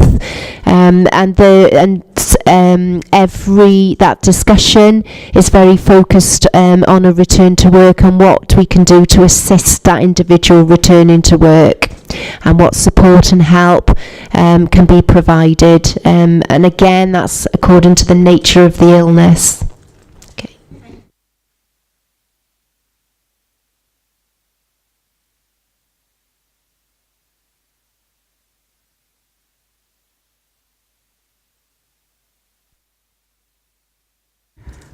Right. I think we've aired that particular question. Is there anything else anybody would like to add? Question 5, training of managers was mentioned. How many have been trained? Do managers consider the training to be adequate? Obviously, we have discussed this in previous questions. Does anybody want to add anything further to that point? I think the answers that we've received have been adequate. So, question 6, the statement... Yes, Councillor Smith? Only to say that in the response there, it says 90%. We want 100% of managers. Managers are responsible for their staff. They need to do their job properly. If that training is required, they've got to undergo training. Just to clarify, the 90% actually refers to those who have attended the training and saw it as, well, noted it as being well received and that it improved their knowledge and skills. This is mandatory training, so all managers. So all managers have been, as I say, this came to me this morning on this desk. So thanks very much. Yeah. Moving on to question number 6. The statement was made that the authority's level of absence was comparable with other authorities. The statistical comparative data shows MCC as being in the lower quartile and having higher levels of absence than other authorities. So as you can see, one of the attachments that was circulated yesterday was an analysis of the All Wales sickness absence statistics. That's for 17-18, and as I said there, we are positioning ourselves midpoint. Are we happy with that? No, on an absolute figure. I've always got a slight issue with benchmarking data, and particularly around this area, because different authorities use different approaches and mechanisms for producing their sickness absence figures. We produce our figure based on the totality, as in all of the sickness absence data lifted from the system. It gives a very clean and accurate figure. Other authorities are able to use sampling. You are able to use a sampling approach in deriving your sickness absence figure under the guidance. And I know that other authorities do choose to use that sampling methodology. I'm going to probably leave it at that, rather than suggesting that there's any manipulation that might go on in other authorities' figures. But I think I still take it as clearly as a guide, and clearly I'd want to be sub 10 certainly as a start coming back to target setting. In terms of a longer term sort of target. And going back to my earlier point, we will now in the throes of the next couple of weeks be firming up our target now, not just for next year, but the business improvement planning process, our SIP process, is now moving from a one-year period to a 3-year period. So we will be looking to establish targets for the next 3 years. Thank you. Councillor Davis. Thank you, Madam Chair. I mean, I asked that question, and on the graph I looked at, it was in the lower quartile, but my eyesight's not as good as it used to be. So I'm not going to labour that point. There's no point in it. I think the important thing is that there's been a year-on-year improvement, which is good. We all know that that's still higher than we would want it to be, and we're talking about information for the committee, and that's exactly the sort of information that we require. That continuous improvement goes on, and it's good to see. Thank you. Councillor Harris. Thank you. Just a quickie, from what you're saying, Peter, it may be that talking to Merthyr Tydfil at 7.8% could be pointless, because they all do it in different ways. So if that is the case, this sort of document is pretty useless as well, isn't it, unfortunately? Like I said, it's a guide. We use it as a guide. I think I'm probably more interested in not wanting to put too much pressure on people's services, but I have offered a provocation in the past in a need to look at the private sector. And I know it's, you know, the natures of workforces and mix and all that, but there are areas of the private sector who have been very successful in bringing their sickness absence levels down to very low levels. That is in particular types of industry, and where there's particular types of workforce, but I'm always interested in understanding, you know, what techniques they've adopted in actually getting those down. What we've chosen not to do at the moment is to affect any matters around terms and conditions. You know, there are other, certainly English authorities, more so, where they have affected, I guess, paying staff for, you know, the second or third day of sickness, it's for example, and some of those more punitive measures. That is not a territory, and the Chief Exec has been quite clear about that in terms of, you know, offering a level of comfort to the workforce. That, you know, we are not looking to affect terms and conditions, and certainly that's been the case over recent budget rounds. The only point I want to make really is just in going back to Councillor Davis's point in terms of lower quartile. We were in lower quartile in recent years. We are now in mid, but again, continuous path of improvement and all that. Thank you. Councillor Eason. In terms of these figures, which I did mention earlier, how do you collate information of sickness for people on flexible working, for example, work from home? Is there a tendency to work from home and still have a cold, for example? Can you correlate working from home as to working at base in terms of sickness absence?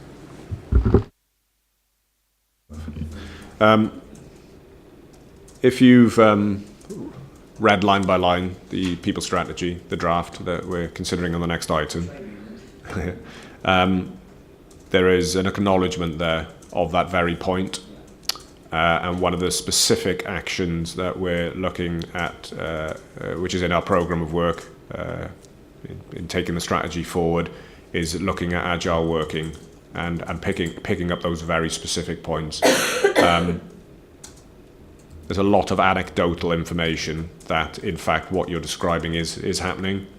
I think I've probably done it myself in terms of being slightly under the weather and being able to work from home rather than infecting the office.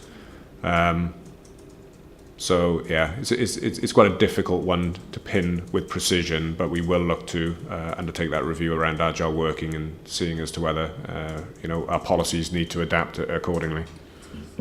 Because it would to me indicate a direction as to the efficiency when you are actually working at home. How efficient are you? Are errors being made? It's I understand what you're saying, but it's a difficult topic. It is. It's, you know, as Peter says, it's an issue that's been raised. What I would say, though, is doesn't matter where you work, your manager should know where you are, what you're doing, and have concern if you're under the weather, whether you're in a remote office, whether you're working from home, or whether you're sat next to that individual. So, you know, we are working in an agile environment.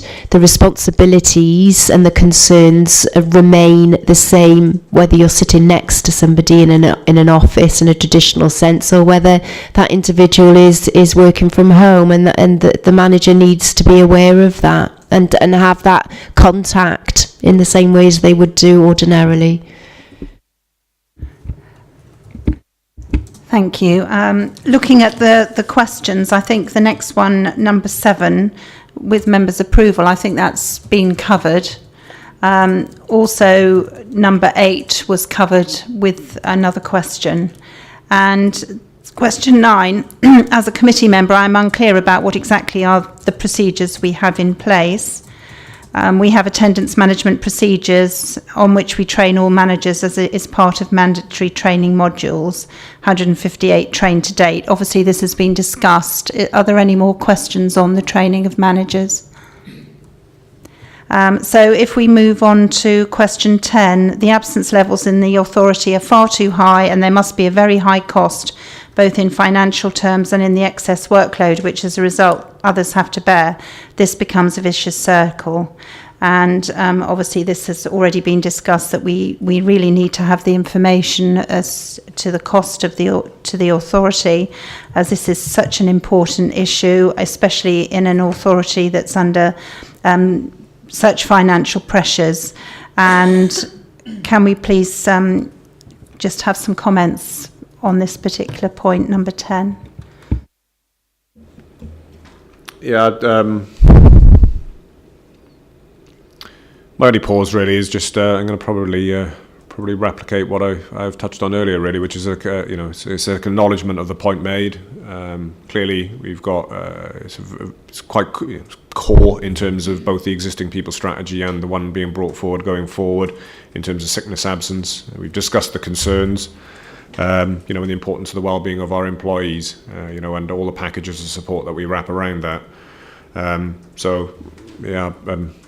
Probably I've not got an awful lot more to say than that, but if there are any specific questions and beyond, I guess, what we've talked about today, I'm very happy to field those.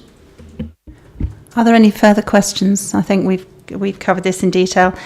Question 11, what are the rules about, for example, reduced pay after prolonged absences? What are the triggers that initiate an absence monitoring interview?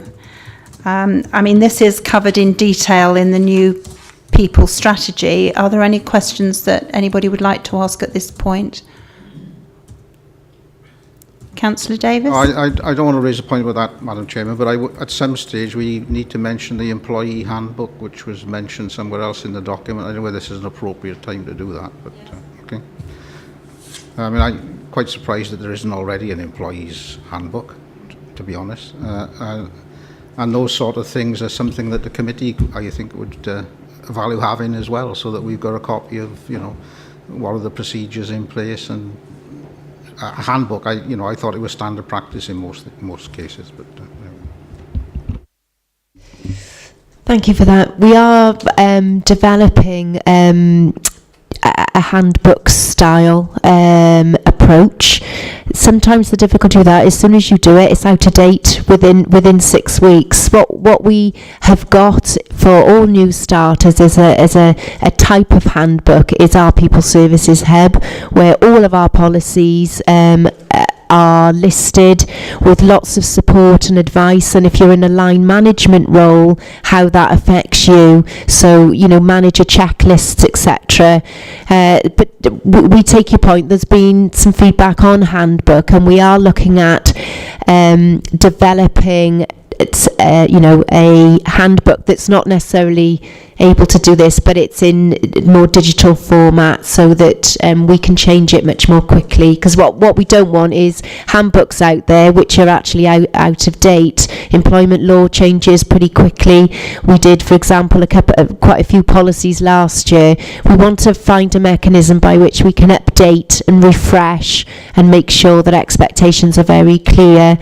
Another thing that we've been doing is workflows, so to cut down on managers' time having to flick through maybe a 20-page policy document. So if I use the example of the attendance management policy, what we started off with is a workflow for managers. It's a one page, and I'm quite happy to share those with the committees, and that's a step-by-step process in terms of what a manager has to do, and an employee can look at that and see exactly the steps that may apply to them. So in all of our work, we're trying to make sure that we can update quickly and provide information that's at a glance for managers that are very, very busy and that have big teams, etc., and don't have to scroll through pages of policy as well. So I don't know whether that puts a bit of meat on the bones, but all of these things like handbook, etc., and looking at ways to inform employees is constantly on our agenda.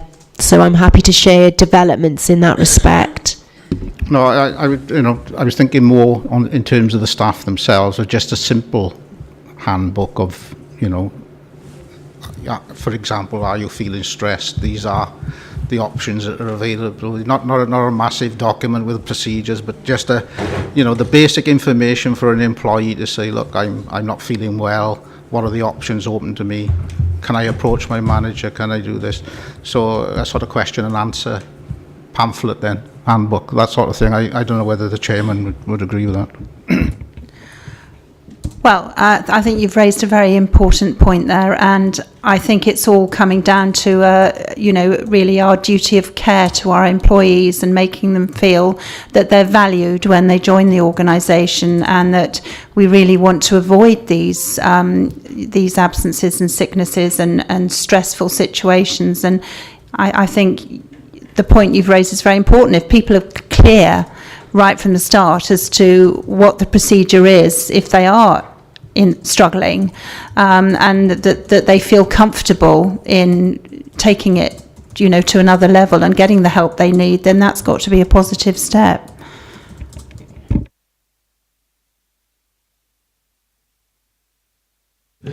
I just want to sort of add to, coming off the back of the chair's observations there, and supplement, I think, what Sally's just touched on.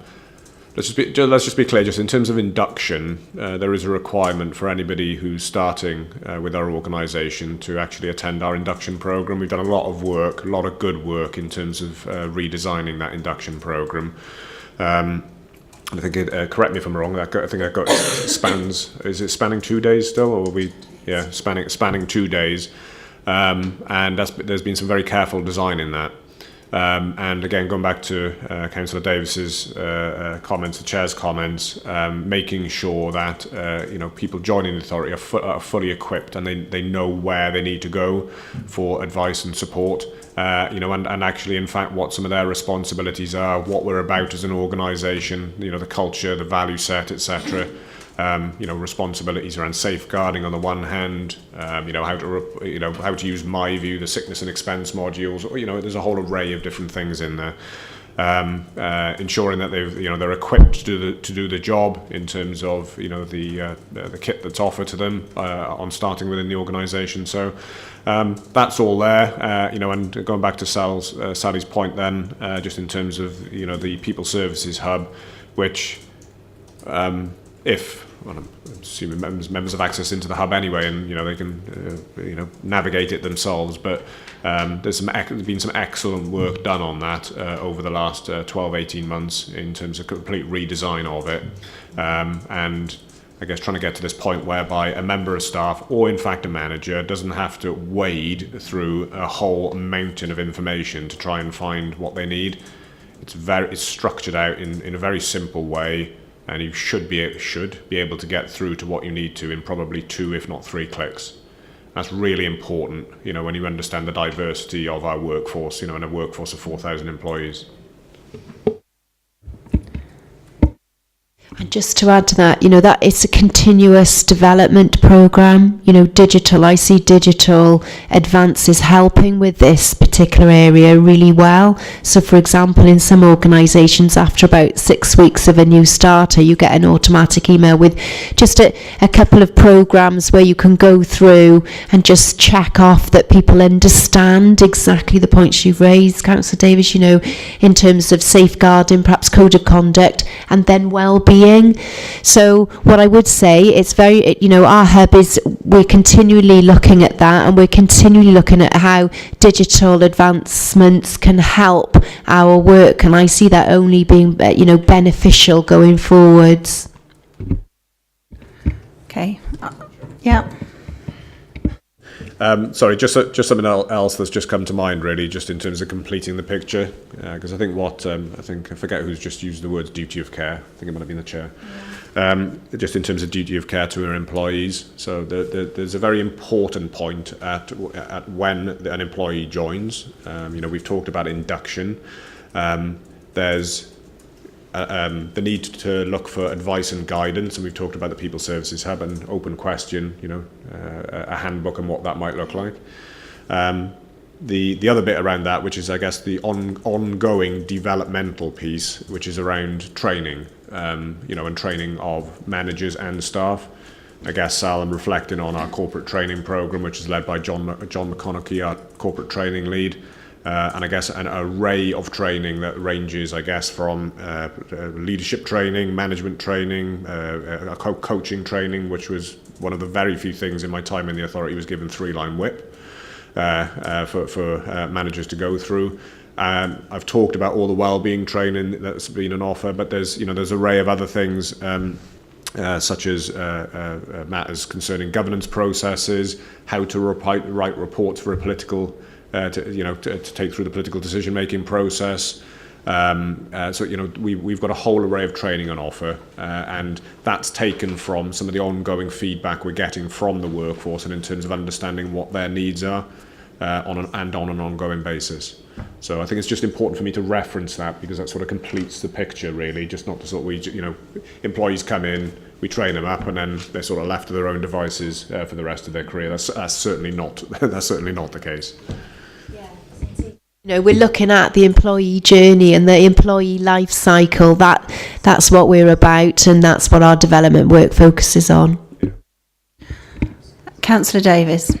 You've just reminded me of something, Peter. And I read somewhere about appraisals, that the actual number of appraisals that have been completed were not quite what they should be. And as part of career development and looking at the sort of things we're looking at now, performance appraisal for the employees, as long as it's done in the correct manner. I'd add that, because people need to be trained in how to do that as well. That's a very important function, isn't it? And it's a bit concerning that we're not actually getting there. Okay, so let's just provide a little bit of backdrop to this one. So I think our principal difficulty, and I'm talking here corporately at the centre with People Services, we've had a difficulty being able to capture that layer of information that can give us the comfort that because all staff, they don't have an entitlement to, they have a right to receive an appraisal at least once a year. They have a right. So our difficulty has been the system in how we actually ensure that has happened. So there's been some excellent work that's gone on in actually incorporating that process into our what's called MyView. You may be probably familiar with MyView just in terms of expenses, but there is a piece that is being built into that allows that information to be recorded. The difficulty that we've had in the past, it's been slightly archaic in an email goes out to all managers, or we've actually tried to put information, taken basically the whole subset of all our employees and put it on the hub, and told managers to go in and complete it and say when employees have actually had their annual appraisal. And we've had sort of mixed results, really. And it's a little bit like the staff survey discussion of it, earlier on, in terms of how you make sure you get everybody completing that. The system that we're now putting in will get us into a much better position of understanding where that isn't happening, and we can then respond accordingly. I forget the figure now, I think it's somewhere in the 60%, 62%, I think it is, that's referred to in the strategy. The 62% we've got at the moment, that's people who have responded to say that they have performed an annual appraisal for relevant staff. The actual figure is likely to be higher. I can't confirm in the systems that we've had to date as to whether that is correct or not. Going forward, we will have more accurate information, and we will be able to target our response accordingly. Sorry, Councillor Davis, before you respond, I'm sorry I forgot to mention, I would like us all to stand now to remember the victims of the Grenfell disaster. So if we could observe 1 minute's silence, please.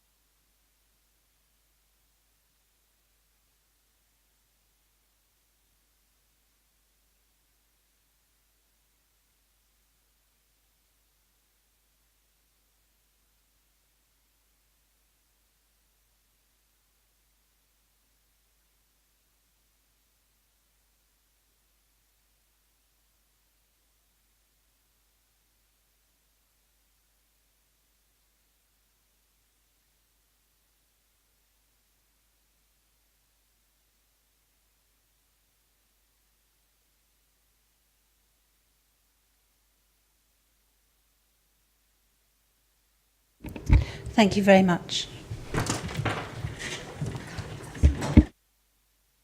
Right, thank you, Madam Chairman. I'd like to say that in the places I've worked, that the management appraisal system has been fantastic and it's been done exactly as it should be, and that certainly is not the case.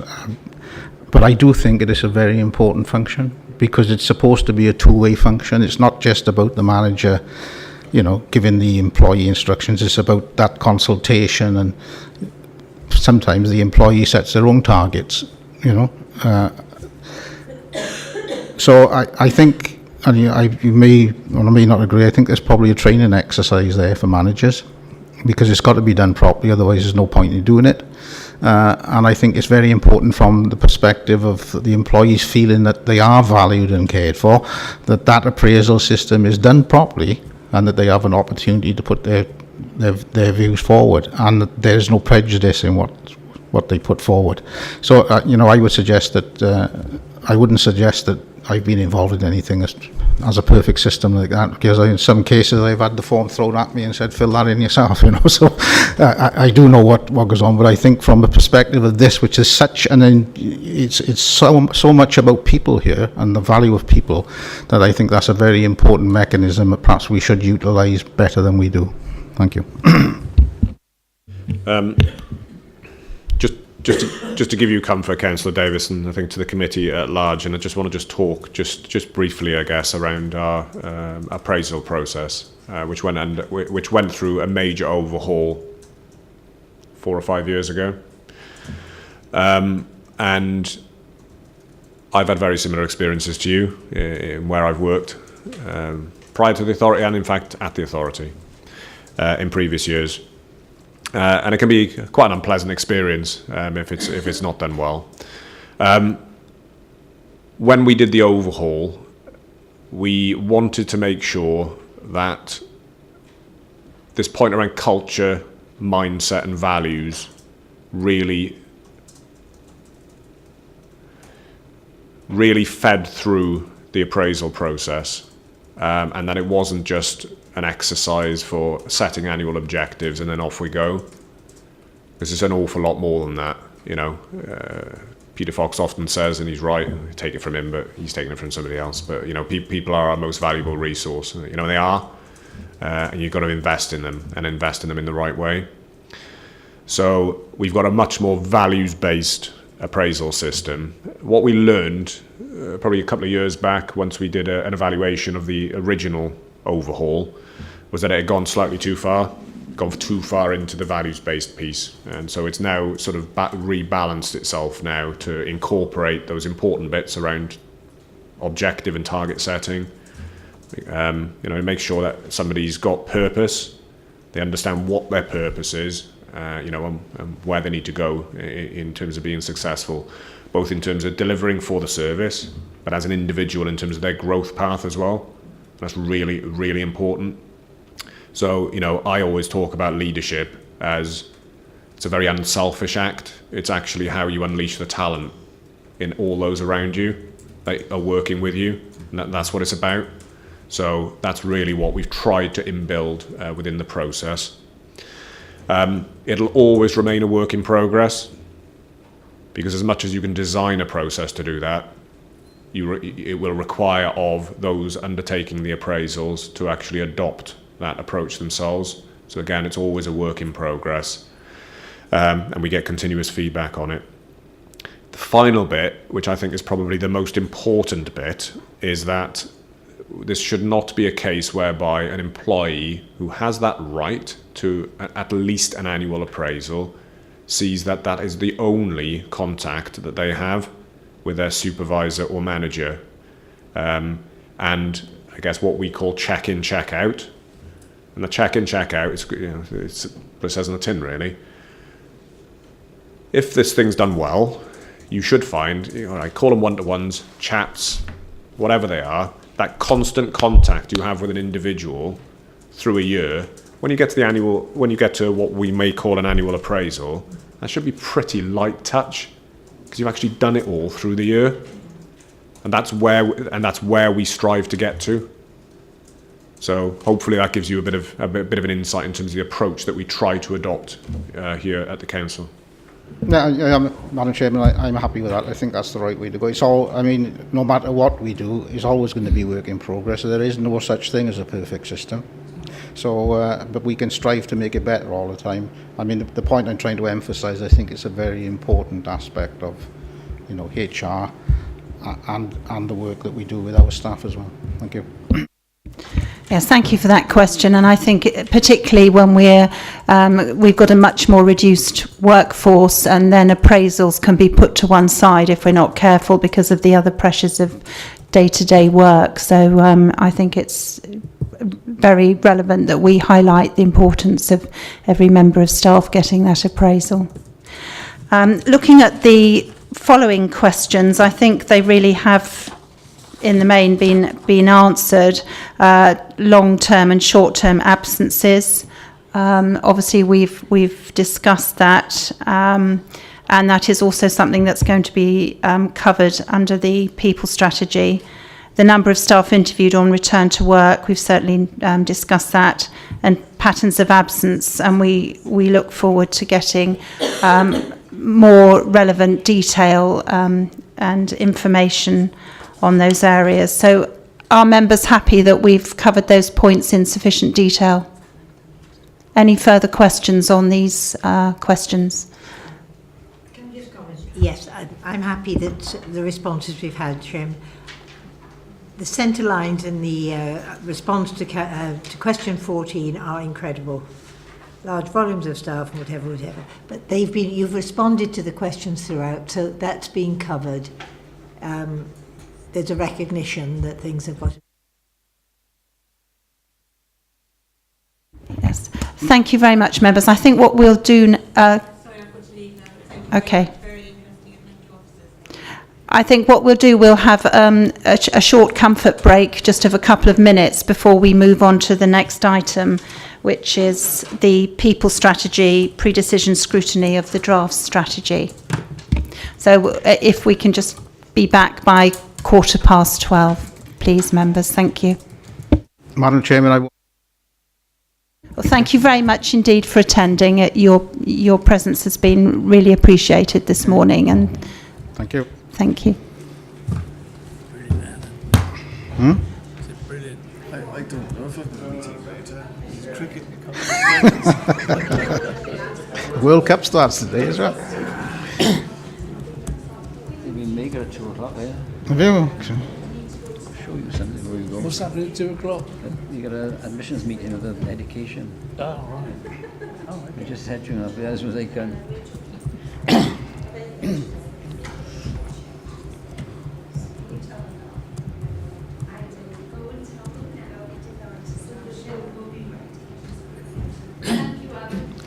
No problem. Thank you so much, Alan. Honestly, it really was brilliant having you here. Happy to help if I can.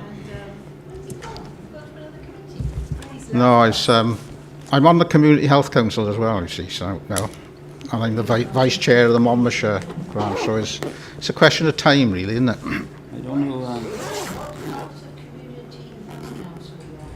I'm on the executive, I'm on the planning, and there's the visiting and the rest of it, so it's, you know, there's quite a lot of meetings, actually, it's surprising. I've been there for many years. Yeah, so you know, it's a lot of useful information.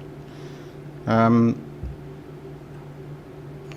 much influence it's having, I'm not quite sure, but you know. I'm going to comment on my driving ability. This is last night. Come on, outside your house, is it? Oh, I got a camera, I got to put in my witness's car too. Tell you when I go to the bus, my eyes got them now.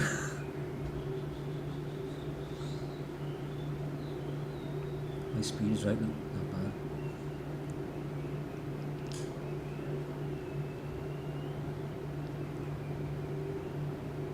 One, two, three cars. Oh, yeah. You just take no notice, they don't care. Well, I got home then. I rang 101, asked them to take a picture of them. 3 cars there. I went back up later, one had gone, I took the car number. But I think they're doing it there, they're doing it by Domino's as well. No, they just couldn't care less. Couldn't care. Well, there's nobody to enforce it, is there? So, There's nobody to enforce anything. I had an email off somebody yesterday because I put my newsletter out about speeding. She said she was walking down Sandy Lane and there was a car coming down there. She said it must have been doing 60 or 70 mile an hour in the 20 mile an hour zone. You know?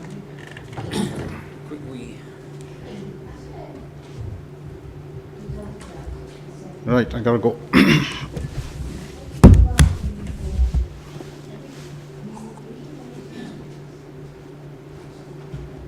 Thank you very much, Alan. No problem. Bye.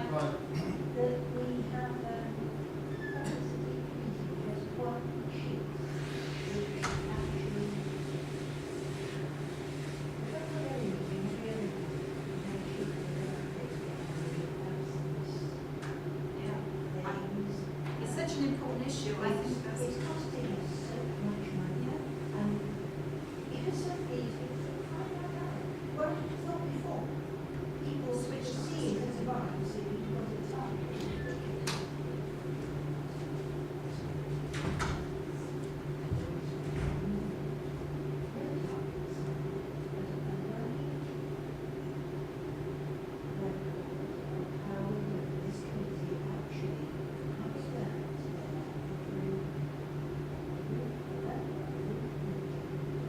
One side, not this that we've had, because after lunch as well,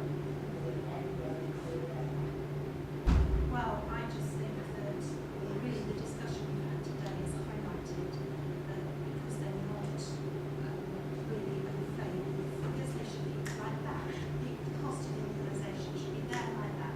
We, it shouldn't have to be information that we've got to dig deep to try and get. And that really is the core. it's got to be there easily accessible. Exactly. You've got to see, with babies in the absence of whatever statistics you're asking for, it should be easily accessible. It's not very around. But they do. That vast number of especially 14 million, therefore it's impossible to go there. Nobody disagrees with you, no. I'm afraid I tend to think that too much time is spent trying to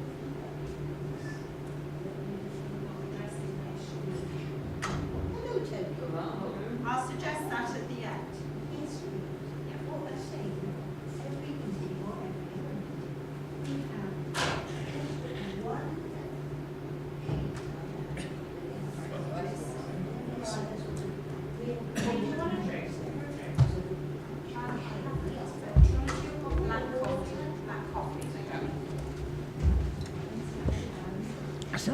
just one I'm sorry I didn't tell.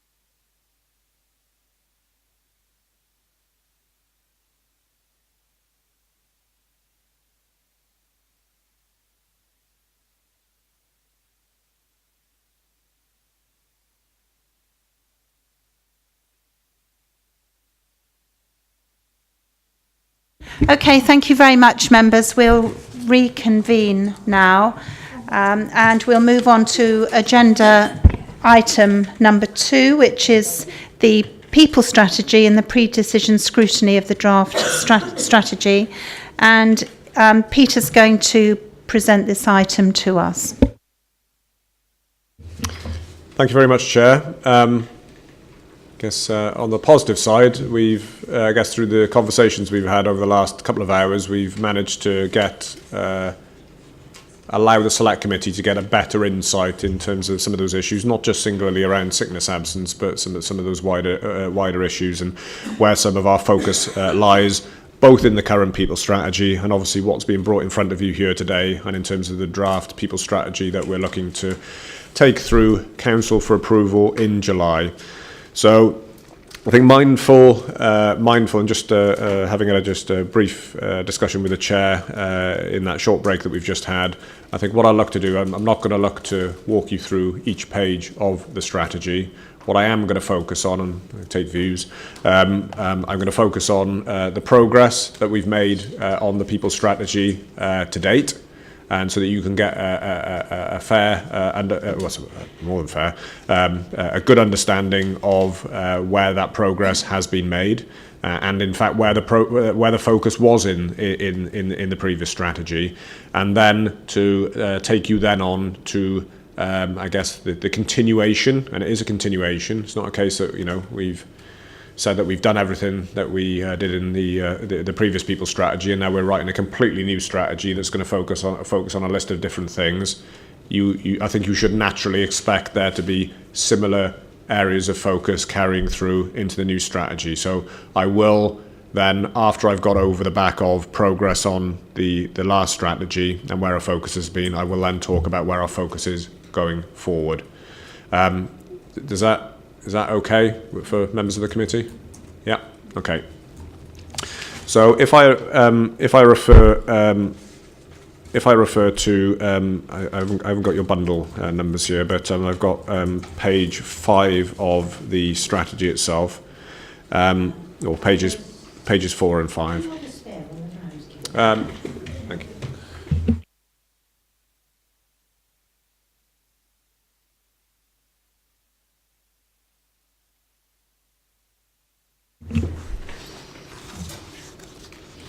Okay, that's helpful. The numbers align.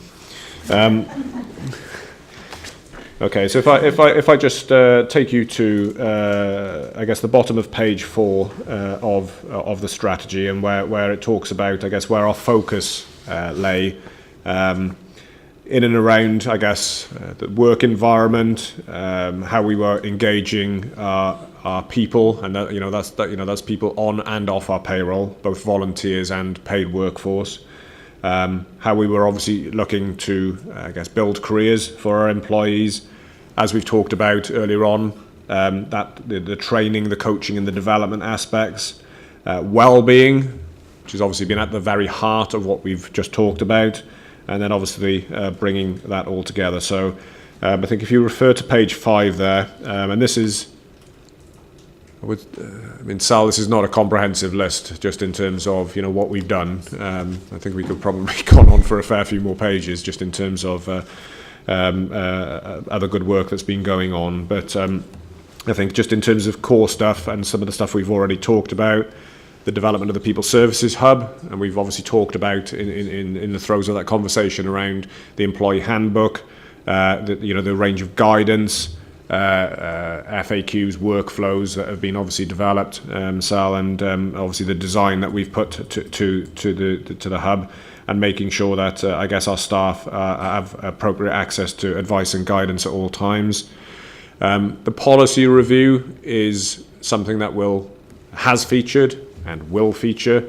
It's an ongoing piece of work, as you can imagine. And the key acid test there has been to make sure that our policy suite is fit for purpose for now. So there has been work, as Sal has already referred to this morning, attendance policy, sickness policies, fairness at work. Our grievance policy has been updated as well, as has disciplinary policy, and we've had that new volunteer policy come into being as well. That is not exhaustive. again, there are significant work on that front as well. And Sal knows that I'm also keen to target, certainly in the short term, some other areas of our policy suite, and making sure, and importantly, coming back to this duty of care piece, that matters concerning their well-being our policies again are fit for purpose, and we are taking care of both the needs of the employer, but also the needs of the employee as well. And it's always striking a balance between those two things. Our leadership program, I've touched on it previously, but what was, I guess, our entrepreneurship program now has evolved into Evolve. And we've successfully run two cohorts of Evolve now around customer services and transport. It's really pleasing to note that I guess some of the learning, and this is ongoing path, of learning from entrepreneurship. So if I was going to talk candidly, our entrepreneurship program, and I went through entrepreneurship program, I think I was on the first cohort. An excellent program, an immersive program, which really energized and supercharged you to want to go back into the authority and really make a difference, with an array of skills and tools at your disposal. I think what we learned was one of the missing pieces of the jigsaw was that there wasn't a very clear and defined outcome for people leaving the entrepreneurship cohorts, and by that I mean I'm coming back into business as usual, and I have specific things that I am looking to achieve, and almost holding that to account. What we've done in Evolve is to make that link. So as you can see now, rather than it being the cohorts, I guess, being made up of a mix of people from across the business, we've now brought people together around very specific issues. One has been around customer services and obviously driving improvement in that. And equally another is around transport. And we all know in terms of rural and community transport, it's a big issue, I would probably think, for all members. We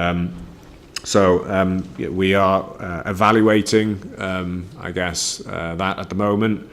Some good news stories from that. If I just mention the transport and the Evolve cohort, you're probably aware of the GovTech challenge that we secured recently around loneliness and rural transport. There are some very discrete aspects of what went into the bid that actually came from that Transport Evolve cohort. Equally, and in terms of the customer services cohort, the chatbot that you may be familiar with, that we are working with, We Build Bots, that's the name of the company, but that we are working with at the minute, really pushing on that AI and automation piece. Again, that came directly from the work of that Evolve cohort. In terms of corporate training, I think important really just in terms of where I think we've tightened. As I've said before, we have an array of training that we have provided, continue to provide, from induction and through, and even at end of career, going back to your life cycle point of earlier, Sally. We do provide CV writing, for people who are thinking of obviously moving on, for those reaching retirement, and again, providing training and support around that. But I think the important thing and where we've probably tightened is around some of the areas where we are looking at having mandatory training. And that has been in and around safeguarding. I guess members have had their own training and briefings around that. Sickness absence, induction, GDPR, as well as others. So I think some real good progress on that front. And it's not just our corporate training department has run that. I know HR, people services more widely have been involved in terms of safe recruitment practice, etc. And I know that some of my other teams have been involved around GDPR, etc. The development of the HR dashboard, I appreciate the points made earlier, just in terms of some of the frustrations in terms of the hub, and we look to address that. But I guess at an officer level, we've made significant developments in terms of our data and our dashboard, and equally in terms of My View, which is, I guess, the employee and the manager sort of self-service module. And we've got a pipeline of work in terms of continuing that forward. The wellbeing offer, I'm not going to talk about in any great detail because I think we've covered it off extensively in terms of the last agenda item, and obviously remains key going forward as well as in the previous strategy. And I think the last probably important point to make there is around, I guess, our support around volunteers. So you may be aware of Owen Wills, who's our county that serves coordinator. I think his role is probably slightly different now under the new engagement, whatever it's called, community engagement team. That's probably not the right title, but Owen's work, he has at times single-handedly brought that together in working with Gavo and other volunteer organisations to bring not just the database but the volunteer toolkit together, and we've seen some real improvements and increase in numbers in volunteers as a result. Just in terms of through to you, Chair, I mean, I think just in terms of, I guess, the looking back and where we've got to under the existing strategy, and maybe at that juncture happy just to sort of take any questions on that, and I guess before I start to talk about where our focus now is going forward. Thank you very much. So we'll take members' questions now on the people strategy. So who would like to kick off with the first question? Councillor Roden. Thank you, Madam Chair. Just an interesting point. The way councils are operating moving forward to a lot more partnership work with other councils and potentially other bodies.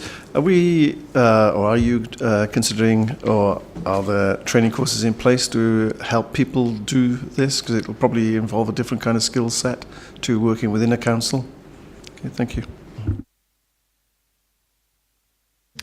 Now that's a good question. Specifically, no. I think we probably grow those skills as a result of probably practice on the job and through experience gained within our leadership cadre. However, it's a very good question that I think we probably need to give thought to. Did you want to come back, Councillor Roden? Then I take Councillor Smith's. Just briefly to say that I was actually put in that position myself when in the interface between two companies, and the skill sets that are required are very different from working within a company. So I think there probably are parallels there. Thank you. I always seem to be critical, Chairman. I really would have liked to have seen a more concise strategy. I really would. This is quite a lengthy document to go through. And there is somewhere further on, because I have read it completely through, a reference to growing our skills within the firm. One thing I found reading through, there's the reference to managers and employees. And I happily went through scrubbing out all reference to managers because I thought everybody is an employee. And it's almost a demarcation between one lot of folks and another lot of folks. Everybody works for Monmouth. Just me. I would really, really like a more concise document because people will then pick up and read more happily. A lot of what is said is good in here, but it is very lengthy. There is good stuff in there, yes, but I think another reform would be good. No need to apologise. Yes, because somebody...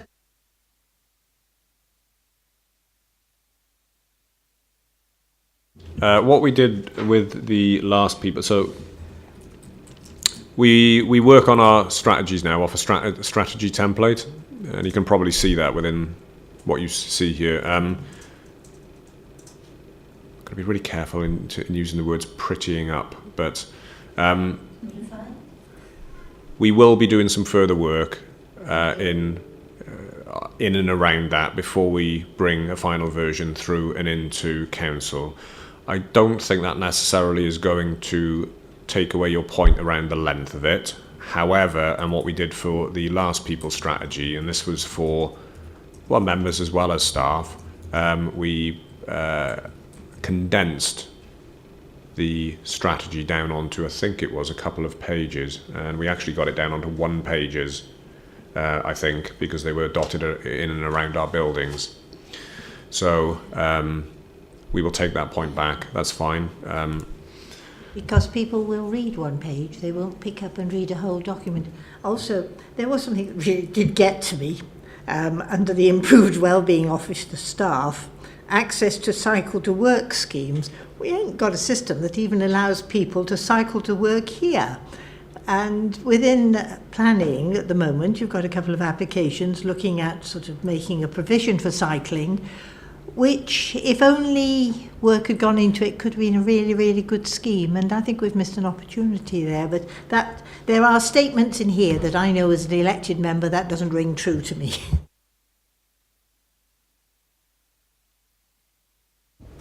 Thank you, Councillor Smith. Did you want to come back at all, Peter? We do have a cycle to work scheme. That is an accurate statement. Not on this one. Yeah, I mean, I think just in terms of, and as a point, and I believe this to be the case, I will go away and check it, but in terms of dealing with some of the car parking issues that we're currently suffering here and in Usk at County Hall, and some of the work that's being done in terms of providing further car parking space, etc., and some of the reconfiguration around that, my understanding is that they are going to be providing better infrastructure, improved infrastructure around people who want to cycle to work. I will check that. I think that is the case. It's not necessarily the provision here as to where to park your bike. It's actually expecting an employee to cycle along that road that is dangerous. Whereas we could be looking and thinking and making a provision that brought people safely out of Usk along here, across the crossing, and you could actually access Pontypool along routes. Just a little bit of thought. So, and I'd also circled openness. People have the chance to get involved in decisions that affect them, tell us what matters, and aware of sort of what small response we actually get from the public. We try through the electronic system, but we are not reaching the majority of people. We're not getting the feedback that I think we ought to get, and we need to look at different ways of accessing and making the public feel, yes, you do matter. Thank you, Councillor Smith. I think that you've raised some very valuable points there, and I'm surprised at how many people now choose to communicate with me through Messenger and Facebook and Twitter, not through the ways that people even 5 years ago used to communicate with councillors. It's changing rapidly. A small percentage compared to the... Yeah. Okay, any other questions? Councillor Eason. Just a comment rather than a straightforward question. I noticed under the action plan, health, safety and well-being, that the points you made in previous item are being implemented or are about to be implemented. That is it mentions the occupational outsource health service, that you will be introducing the employee handbook by September, and you are looking at a way well-being issue around reviewing agile working. So the action plan tends to support the last item on the agenda, and I congratulate the way it's going. So if I could just to explain, I guess, my input in terms of the strategy. So I think what I've talked about in terms of page 5 is really what we have done in terms of looking to take forward the previous strategy. If I sort of move members forward onto page 9, or the bottom of page 9, clearly in rebuilding and refreshing and repurposing the strategy moving forward, we've taken on board a number of things. One is obviously progress that's been made under the existing strategy. Do those areas of focus still hold true? Capturing all the intel, the data and the insight that we continue to capture. Importantly, I guess, and what has happened in recent times in the last 12 months, the wellbeing plan, the corporate plan, and importantly then some of our other enabling strategies, which are to be brought through into council in July in the main. I think it was only the asset management strategy that went through council in May. But obviously officers and my teams have all been working together to understand the to and fro and the pull and push in terms of enabling strategies in assisting the organisation to move forward in its delivery on the corporate plan. So the people strategy has looked to do that. And to make sure that those links and ties across the strategies are properly embedded. So if I just refer down into the bottom of page 9, and I guess working our way forward over the coming pages, and I'm going to headline this and obviously take questions, but the key areas of focus that we have targeted now in the new strategy. One, and I would say this is at the top of the list. I'm not sure it was intended. Sally, correct me as to whether they were supposed to be in priority order, but maybe it was just coincidence that health, safety, and well-being, was the first area identified there. But I think that's probably one of, if not the most important area. And going back to our earlier discussions. So I'm not going to dwell significantly on that other than to highlight, I guess, the actions that we plan to take, which are highlighted at the bottom of page 10. So again, constant evaluation, that constant cycle in terms of reviewing the effectiveness of sickness, absence, attendance management and our approach. And I know Sally and her team will be looking to do that and are doing that. Councillor Eason's just referred obviously to the occupational health service that we've just entered into, the new one, and Sally a little bit early at the minute to tell, but we will obviously look to monitor that as well. We talked about the colleague handbook, some really helpful comments provided back by the committee on that one. The go-to group was referred to earlier. I don't think we did. Yeah. I'm not sure. Sally, do you want to maybe refer to the committee to what the go-to group is? Because I think it's probably quite helpful. Yes, I mean, certainly it is, and it's another mechanism, if you like. It's been established. Lisa's not with us today, but Lisa Knight-Davis is our OD manager, and we've worked together in terms of identifying a group of people that people can go to. Sometimes people don't want to go to HR. Sometimes people don't want to go to their manager. We're recognising that we're living in an environment that's fast-paced. We've talked about Monmouthshire specifically and some of our challenges, and we're recognising that sometimes people just want to let off a little bit of steam, or they want to offload. Sometimes I have conversations with people and they say, listen, I don't want you to do anything about this, but do you know that this has happened? Do you know that that's happened? And then I've got this on my plate, I've got this to do, I've got this going on in my personal life.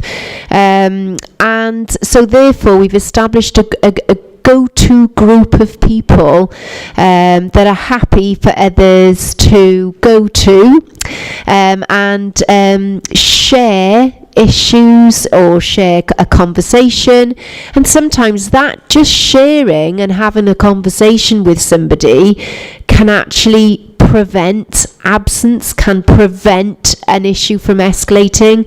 Again, we're in the early stages. It's work in progress. We've got a couple of our HR guys on that go-to group as well, but in that capacity, not as a HR person, but as just a person for somebody to sound off. So obviously we've got our ground rules around those relationships. So as I say, it's not a formal group, no formal actions, but again, it's another way of testing.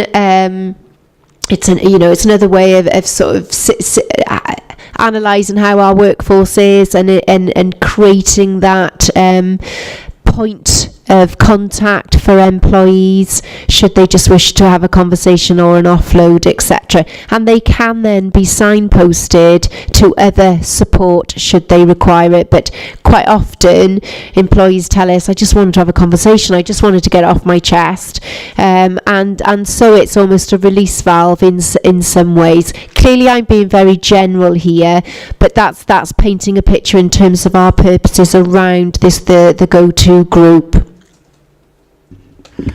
Thank you. Councillor Harris. Thank you, Madam Chair. Does the do the members of the go-to group actually feed back, if you like, anonymous information? Because there's no point in the staff telling somebody that's not in a responsible position how their troubles are if it doesn't actually get back anonymously. I presume anonymously. Yeah, absolutely. It's a non, any information gained would be on a confidential basis. So we would just have themes that are running through. So if there was a general common theme, then that helps. That helps in terms of organisational development, HR, people management issues, and highlighting it in an area that may need to be highlighted, in an area that may need some extra support or some specific intervention. So it's done confidentially, and as I say, there's terms. When I say terms of reference, there's terms of reference, ground rules, whichever you want to call it. But there are certain specifics around that. But yes, it's a mechanism for testing how our organisation, testing the temperature of the organisation. Then I think.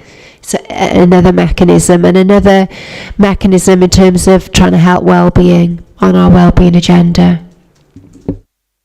Are you happy with that, Councillor Harris? Are there any other questions from members? Councillor Smith. Somewhere in here, Chairman, there was a reference to, not FlexiWorks, come on, what's our flexible system? Agile working, yes. And we did discuss it earlier as well. Yeah, have we discussed this before? No. We discussed it in the context of absence and how, people may stay at home and work because they're slightly under the weather, and how that is actually measured. Yeah. Oh, no, there was some comment somewhere within this document, and I can't find it now. Reference, bottom of page 10, which rather...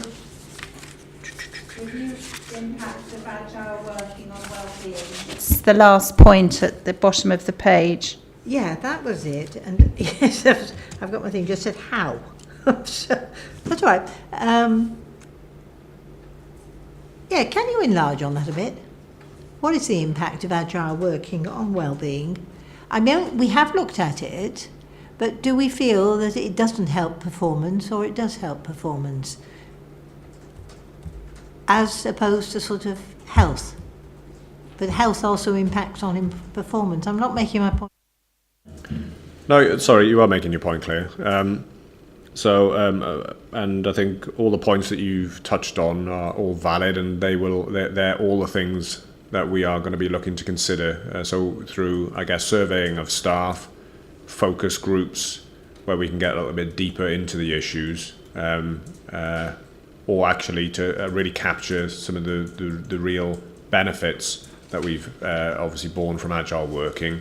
We're looking to capture that, and we've got to ask ourselves the question back then, as a result of all of that, are there any adjustments that we need to make? An example of that might be, and it's one that I've always sort of goes back to the point that Councillor Roden made earlier, but in a slightly different way, around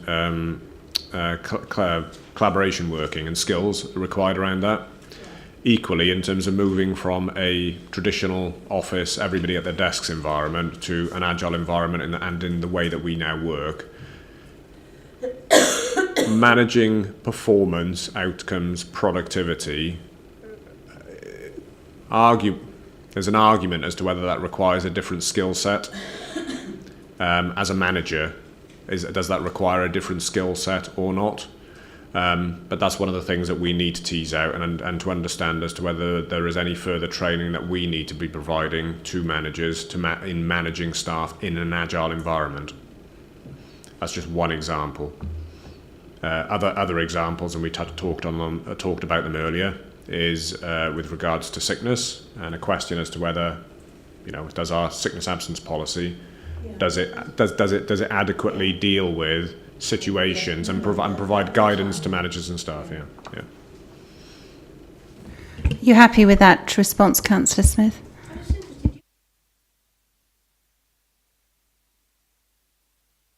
You're never going to get feedback from staff on agile working.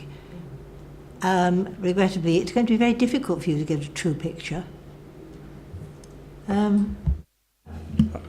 Well, I disagree with that.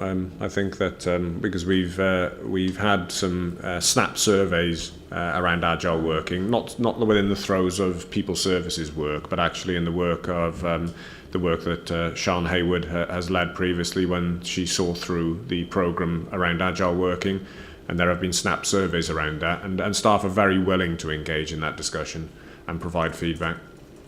So I don't see it as an issue. Thank you. Are there any other questions on the people strategy?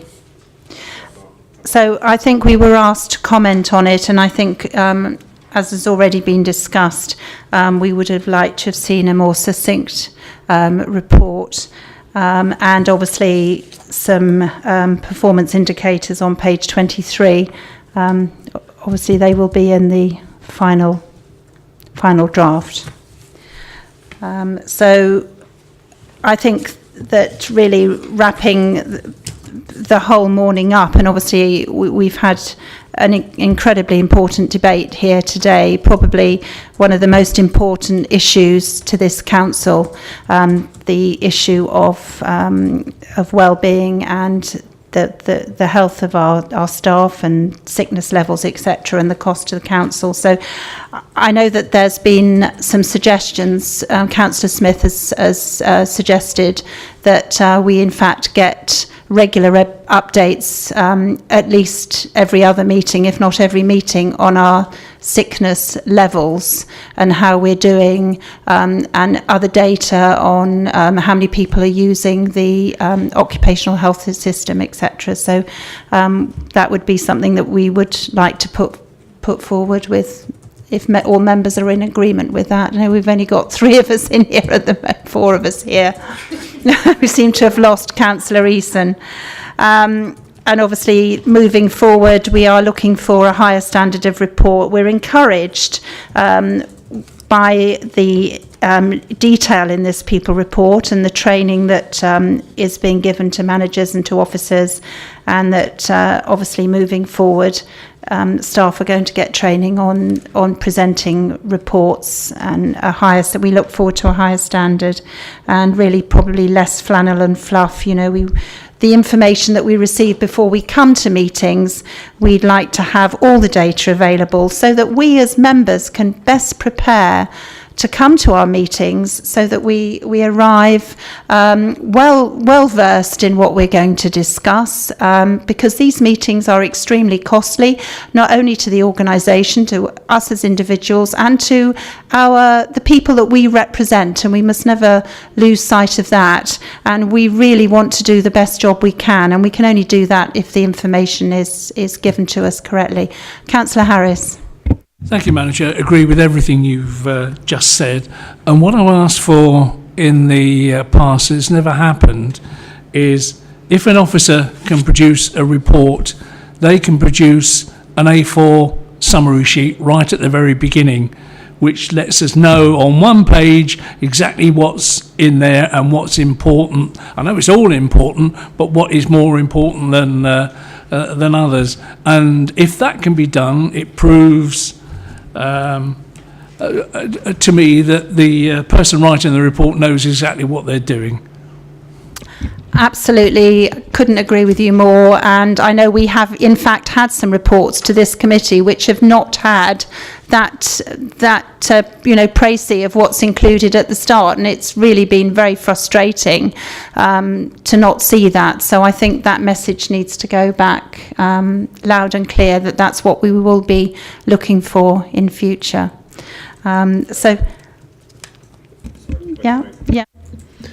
Just a couple of points. One specific point around sickness absence and information coming back to the committee, just to highlight that our sickness absence information is compiled quarterly.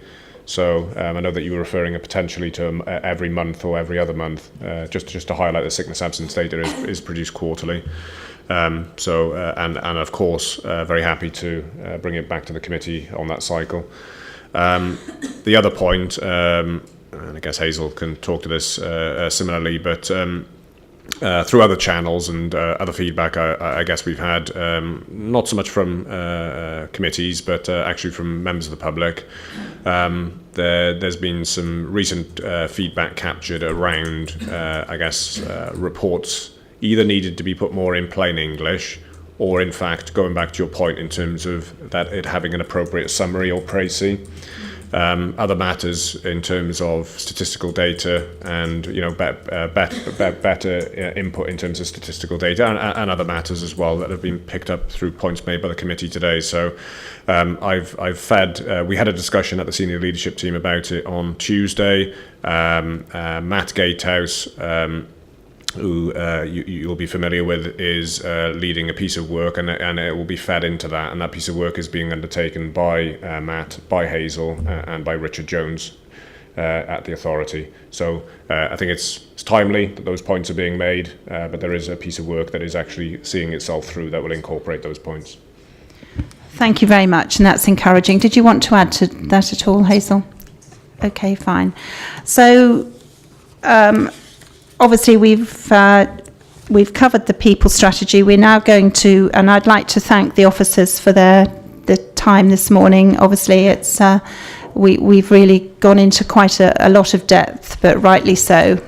So we look forward to getting further information. If it's quarterly, then we'll receive that quarterly. So if we can now move on, members, to item number 3, which is the Welsh Language Monitoring Report. And if I can ask Alan, our officer who's presenting this. Thank you very much, Alan.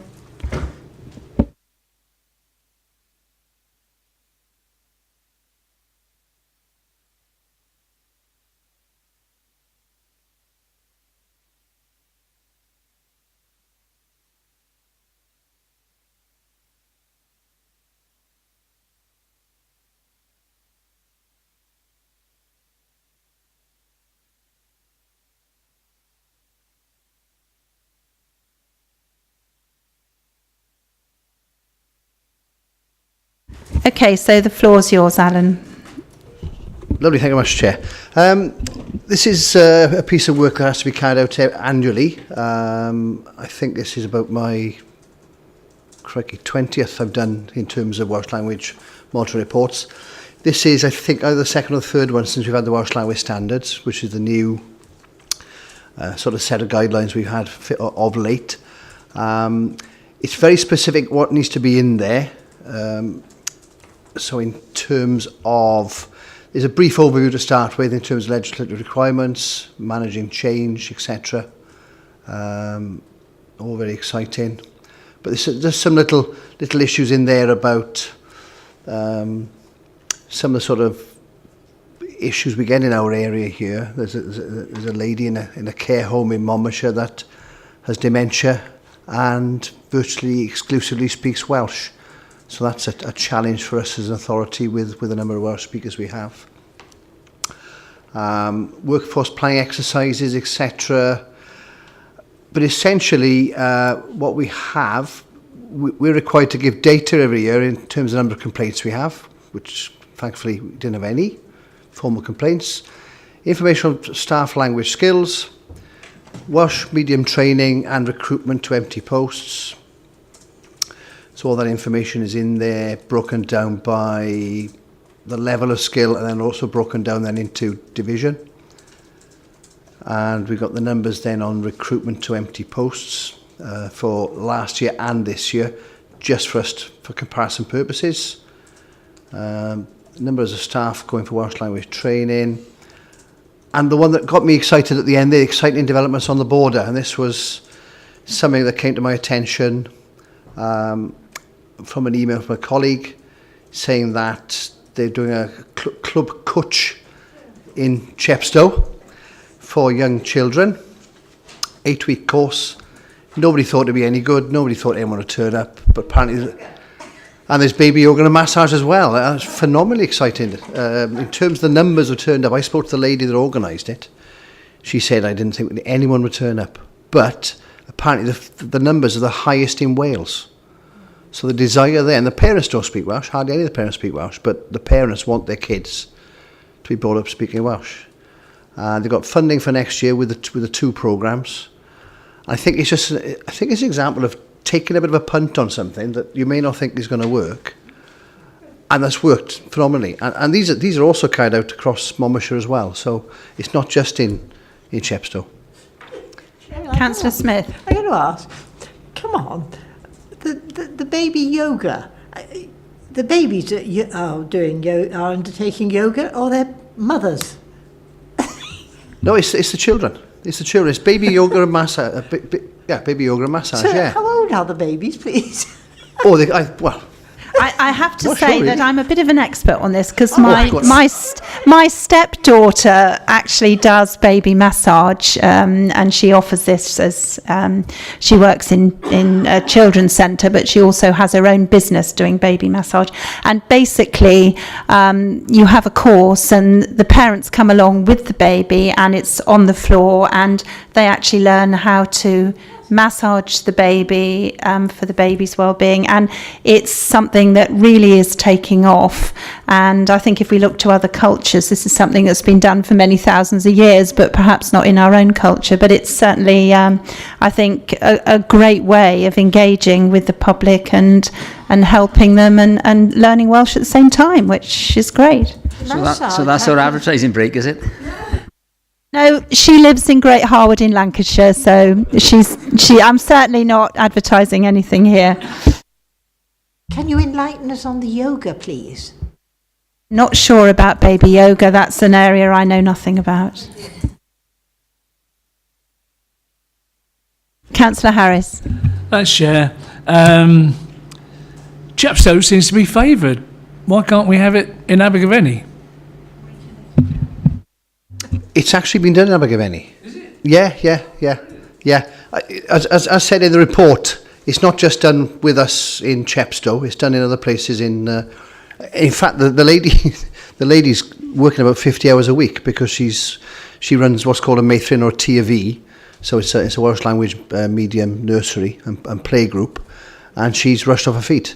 So I know that the Welsh Government are spending £3 million on this particular set of projects over the next few years because Labour Government has an aim to get 1 million Welsh speakers in Wales by 2050. So this is part of the programme. So yes, we have got those. I think the problem is if we do get that demand, is how you actually provide that service. It's a bit of a chicken and egg really, but it's good to see it's popular, certainly. Councillor Smith. Going back to a more serious one, the Chepstow situation where you've got a Welsh speaker and we've not been able to provide or find a carer, how is that? What situation exists there now? How have we actually dealt with that? Well, that's a good question. We tried to appoint somebody as a Welsh essential designated post prior to Christmas, but it was a part-time post specifically dealing with people with dementia. We advertised on Facebook and Twitter. We did a video. We actually did a TV interview. It caused so much interest with Welsh media. I did a couple of TV interviews, a couple of radio interviews. We ended up getting one application from an English speaker, and that was all.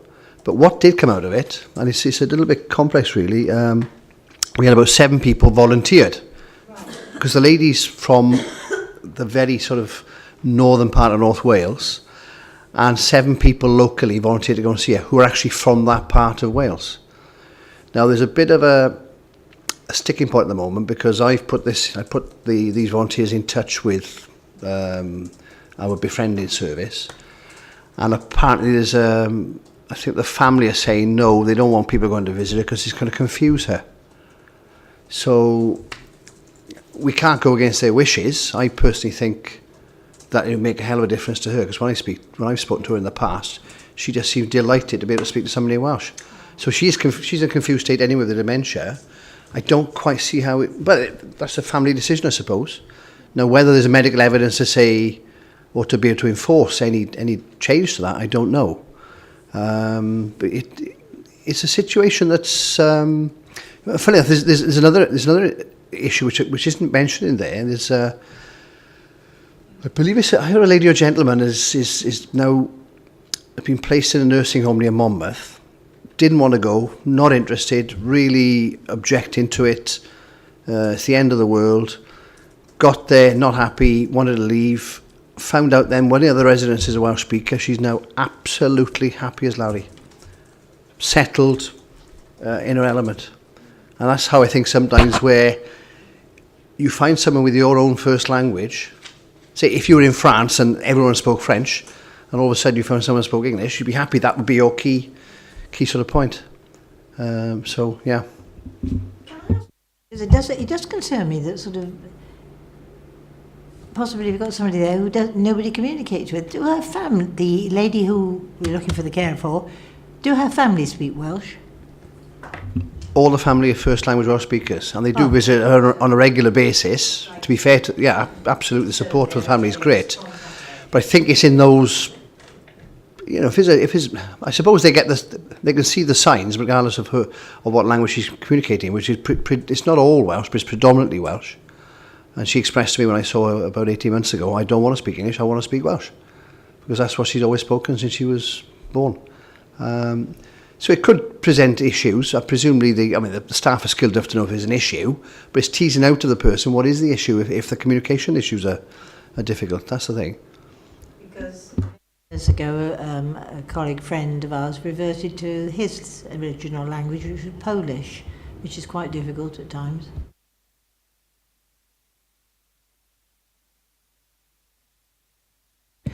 Are there any other questions around the Welsh language? I mean, I would, if I could just ask you, because I did the Mynediad course, which I gave up at Easter because I just couldn't get to all the... It is incredibly difficult with meeting commitments to get to everyone, and I did really well for 2 months, and then I struggled. But I just wondered if there was any sort of... Is it called click? What was the word for coffee and chat? They have these, and I just wondered if if there's any plans to encourage us to have one here where we could meet. Are there any of these, and are they publicised? Because I actually went, just come back from holiday, and would you believe I went on a trip to the southern states of America and found myself with a Welsh speaker who was speaking Welsh to me every day. And of all the places to find that, I was really quite surprised. But I would like to put into practice, and I just wondered if we have anything at the council where people can chat and have a coffee. Coffee a clonk, or yes, coffee a clonk. It's something I've been promising to do for a long time. Hopefully, workload permitting, it's something I'll try and get off the ground now in the next few months. I've managed to... Welsh language translations have been a big bugbear of mine of late, because since the Welsh language standards came out, I predicted that the translations would probably go up by 4-fold, 5-fold even, and they have. But I was still sort of monitoring. I was the sort of admin point of dealing with them. They've luckily been passed to another officer now, so it should free up a bit of time that I can do more developmental stuff. So I think that would be really good, because we've got lots of people learning. We've got lots of people who have learnt, but still would like to improve their skills. So I think it's something I'll have to put on my to-do list for definite. And I think it may be worth just pointing out that I think I've been very honest in the report, saying that perhaps we're not being proactive enough or pushing enough as authority to provide stuff through the medium of Welsh. Our problem is, of course, it's a bit of a catch-22, is if we offer stuff, we need to be able to provide it. And we've got 30 Welsh speakers out of 3,500 staff. So we're doing a workforce planning exercise at the moment, which is probably see me till retirement, I think, because it's so long and drawn out. Just trying to working out who speaks Welsh where the gaps are, and are those gaps actually key areas that we're going to be dealing with the public. It's a good process, but it is time consuming, because I'm leading on it, and to be fair, people services are helping, but it does take time. But that's our biggest problem, where we could be called to account, is that we can't provide enough services through the medium of Welsh for the Welsh speakers who are out there, because there's 8,500 plus out there. No matter what age they are, they are in the census. They are Welsh speakers. They just tend to be hidden away, Monmouthshire, a bit. Okay, thank you very much, Councillor Eason, for your contribution today. I think also, I mean, we've recently had the training, equality and diversity training, which obviously included the Welsh language. But I was talking to Councillor Jones this morning, and she was saying that perhaps we need to have another session for all members on the Welsh language, because we could only give it so much time as part of that training. And, you know, as you've mentioned about the Welsh Government's targets and to have these Welsh speakers, and I think that, you know, perhaps some of us are not as well versed in, you know, what we should be aiming for as others. That's fine. I'll have a chat with Councillor Jones. I think that's something I'll be looking to do. It's something actually within the standards that we need to make people aware of. It's called Welsh Language Awareness. So a little bit about the history of the language, why what's happened to it has happened for various reasons, which I think is always a fascinating dimension. And then obviously our sort of requirements and our needs to comply with the standards. So it's something I'll have a chat with perhaps Hazel and Paula and Councillor Jones and see if we can get something set up now, perhaps for September. Are there any other questions for Alan? I'd just like to thank you, Alan, for all that you do in this area, because I know you must be under so much pressure. I was pleased to see when I had that email that you were getting some support, and obviously this is an area that's growing. So, you know, we thank you very much for bringing the report, and we look forward to having coffee a clonk, so that we can put our new skills into practice. I'd like a quick word before you go, actually, if I may. The recommendations is that we scrutinise it and the report is forwarded to the Welsh Language Commissioner's office. So I think we're all very happy with the report. And thank you very much for bringing it. So, members, can I thank you for your input today, and to officers at this meeting, which has been a very important meeting for us, and we look forward to the progress that's going to be made. Thank you very much indeed. Thank you to our officers as well.